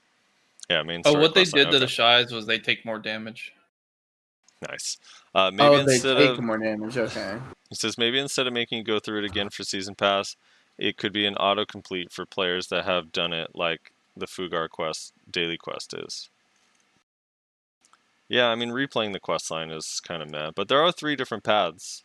You know, you could do one of the other paths. Not really. I hate the other. I don't like doing story quests. I mean, you just not play seasonal, you know? There's always that. Fuck seasonal. I am Diamond Cutter says, it's actually pretty easy to mouse move the teleport or the evade earthquake. And no, the move camera while your staff is there doesn't work technically, but yeah, Horsey is a big lead in the mouse movement, TP, earthquake, and how I learned it. Rez, does changing direction of your camera not make you teleport elsewhere? I thought it did. That's what I was told, is that there's like a very small delay on the like when you use the teleport, that you can turn your camera. Right. With suck. I with suck. I don't know about pre-awakening. I don't think that's true with pre-awakening. I think the only way to juke people with like pre-awakening teleport is the traditional way with mouse movement, but with Succession, I think that's the case. Okay, here we go. We're getting into the good stuff now. Kenshin says, you say Musa players are whiny as fuck. Do you think there is not a reason for the whine? Awaken Musa is not fine. Stop lumping it together with suck. Same with Awake DK, Awake Striker, Awake Wiz, and etc. etc. Remember that Succession was originally intended to be a choice. Yeah, I mean, just like you said in your comment, though, it's same with DK, same with Awaken Striker, Awaken Wiz, Awaken Ninja, Awaken Kuno, like all these classes, well, maybe not Awaken Ninja, but all these classes are worse than Awakening. That's why everyone is on Succession. It's not just Musa, but Musas are the ones crying the most. And then he says, hate that Frosty is always biased against Musas, likes to throw out, but Kyrene can kill me, but Kyrene can chase while not running out of stamina. I remember many episodes back where you guys said that basing a class strength on one top player isn't representative of the class itself. Such hypocrisy. And also, no, most Musa don't run a often Tet and Libers, at least not where I play. Pen Zarka, Pen Begs, 440 accuracy, 293 AP, fails to kill or even deal damage to evasion targets consistently as an Awakened Musa, and that is a fact. And that's also a fact for Awakened Meiwa, Awakened Kuno, Awakened everybody. They Wait, also. what was the stats? He says 440 accuracy, 293 AP, fails to kill or even deal damage to evasion targets consistently as an Awakened Musa. And the other thing is, like, evasion targets. I mean, that's very broad. Yeah, Kyrene I used as an example, and maybe you're right, the example is hypocritical, but that's what every Musa does in Node War. Like, every Musa is able to do that. Sammy and Tina is in chat, says, it's so false. I fight Awakened Mooses all the time with my Centaur belt on full C9, and they can do tons of damage to me. Yeah. I mean, that's the thing Yeah. I don't understand. It's like, if they have accuracy, I mean, just like everyone, like, I don't know why people think, you know, Kunos and Ninja and all these other Sorks are all putting on, like, Tet Dawn earrings, right? For the same reason. Like, I don't know, it's hard to do damage to evasion unless you have accuracy. It's not just a Musa exclusive thing. And I don't know, maybe I don't know what evasion people you guys are fighting. Like Sammy and Tina saying, like every time I run into a Musa, it doesn't even have to be Kyrene. Like they kill me just fine in Awakening. So if they have like gear that matches mine at all, I don't know. I'm not sure. I think just expectations maybe are a little bit skewed or whatever. And again, I'm not saying Musa doesn't need buffs. It does, just like every other Awakening class. Elena Maria says, let me get the TLDR, but it says the main story, other vets, main story sucks. Me, on my way to 30,000 quests, hysterical laughter, it's not so bad. Yikes. Elena, you're crazy, Elena. I just have to say, 30,000 quests is fucking nutty. You're insane. But yeah, she points out that it gives you money for your gearing alts and leveling alts, and there's actually a lot of money in questing and rewards or whatever that are like pretty good. They got to 377 contribution points because of the quest line, and they don't do any cooking, which actually is kind of insane. But yeah, TLDR is questing is good. At the very least, do Kama. PS, been listening to the podcast for months. It's the best content to grind to. I like the topics, the guests, but most of all, in general, atmosphere. Have to disagree with the person who said it's getting worse. And then they asked to please bring a Sork main on, Masilas or Hedon or something. I haven't had one on a while. Would love to see their perspective on the current state. And then Ha YN says, apparently a lot of BDO devs came from a game called C9. I actually heard about that. What was that game, C9? I've never heard of it. I have heard of it. I just don't remember specifically what it was about. Yeah. And then Brizz, I posted his, or we talked about his thing, but I'll link it in chat again. And I don't know. I think the idea is really fucking good. Is C9 Cloud9? I don't know. Is Cloud9 the game? Dragon's Nest? No, Cloud9 is an esports team. Hey, dude. Wait, so all the PA devs are from Cloud9? Probably. They all used to be pro gamers. Continent of the Ninth Seal. Yeah, and it was like Dragon's Nest. I don't know. Never heard of it. Dude, I love the idea that everyone from PA came from Cloud9, the esports team. But yeah, Brizz said, since this new idea has already been Frosty approved, I'll post it so you guys can check it out. The in-game reroll concept. It's actually really fucking cool. Look at it if you haven't. And then Eumenidai says, I'm so glad I found this podcast. Community night was so fun. You guys always make my Mondays. I couldn't become a mod because I'm a memer, not a fighter. Kamoris the Gatekeeper. Then he has a link to a meme. And then... Wait, who said that? This is Eumenidai. Oh, yeah, dude. Fucking Morris, dude. And then he said, P.S. I feel bad for Frosty. Came all the way from NA to fight this scuffed casual Awakened DK. Dude, DK does so much damage to trial characters. It's fucking insane. Like, dude, we were dying standing up, Reslar, so, like, more than any other matchup I've ever felt before on just trials. Yeah, that was kind of insane, but I don't know. I've never struggled against a DK that much. I don't know if it was because no journals, no guild, no ping. I don't know what the fuck was going on, or if that's just the result of the class modifier changes, maybe? I don't know, but they were fucking clapping me, dude. I was taking so much damage just trying to grab those fucking kids. I was like, holy shit, dude, I can't do anything. Yeah, Sammy and Tina linked the, have you seen this? Him against Jose? No. I'll link it in chat. This is Sammy and Oh, Tina wait, with his the Pen DK? Centaur belt? Yeah. Yeah, I have seen it. Yeah, the DK, yeah. It was with the Pen Centaur belt on. So he gets CC'd 1, 2, 3, and 4. Like, dude, he literally dies before, like, at the end of enforcement. Nothing else, dude. Oh my god. It happens again here near the end. Let's see, you get CC'd. This game... Wait, it's actually kind of crazy. That comment said that the PA devs came from C9? Cloud9 Gaming, yeah. Because it's actually so funny. Let me post this so you can see this. This literally almost looks like an alpha version of BDO. Look at game that video. sucks. I I like didn't get a heart. I hate this fucking game. click to like 9 minutes in that video. Okay.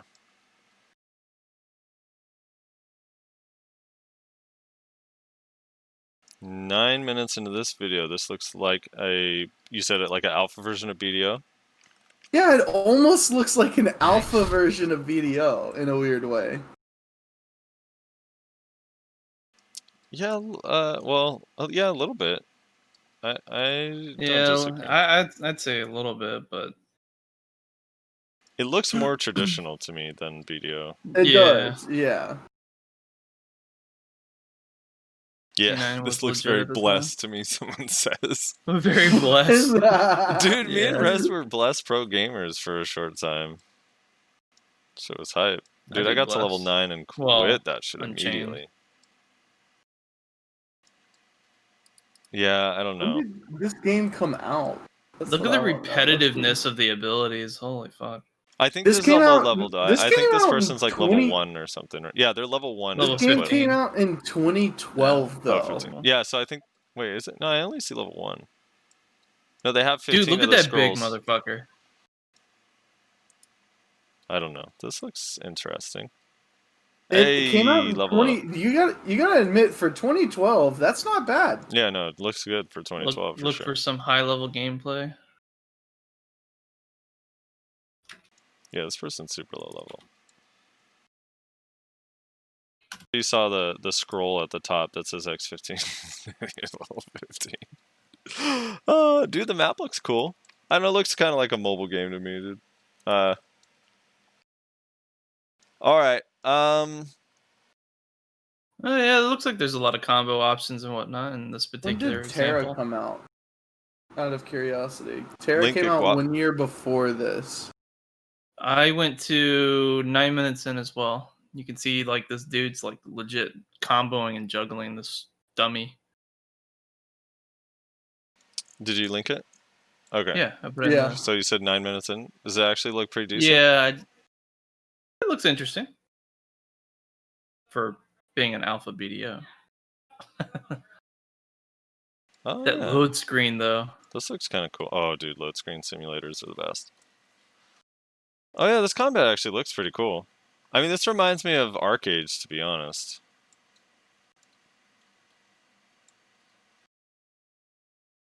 It's got like WoW-esque But looking yeah, inventory. I can definitely see like the similarities. Like if you like, it's not surprising that like the people who made BDO would have worked on this game like 6-7 years prior, however long ago. Yeah. Well, no, because BDO came out in KR in 2015. Oh, go to minute like 32. Minute 32. It's got some like barbarian with like ice magic or some shit. Oh. Oh, and he can whirlwind too. Oh, What that's Zerker pretty should have badass. been. Yeah, this is definitely what Berserker should have been right here. Yeah, it's like hack and slashy. That part's definitely super BDO. This game looks kind of cool. It's not I bad. wish we had damage. I like how it numbers, shows dude. the combo counter on the top right. Dude, they went backwards. There's damage numbers in this game. What the fuck?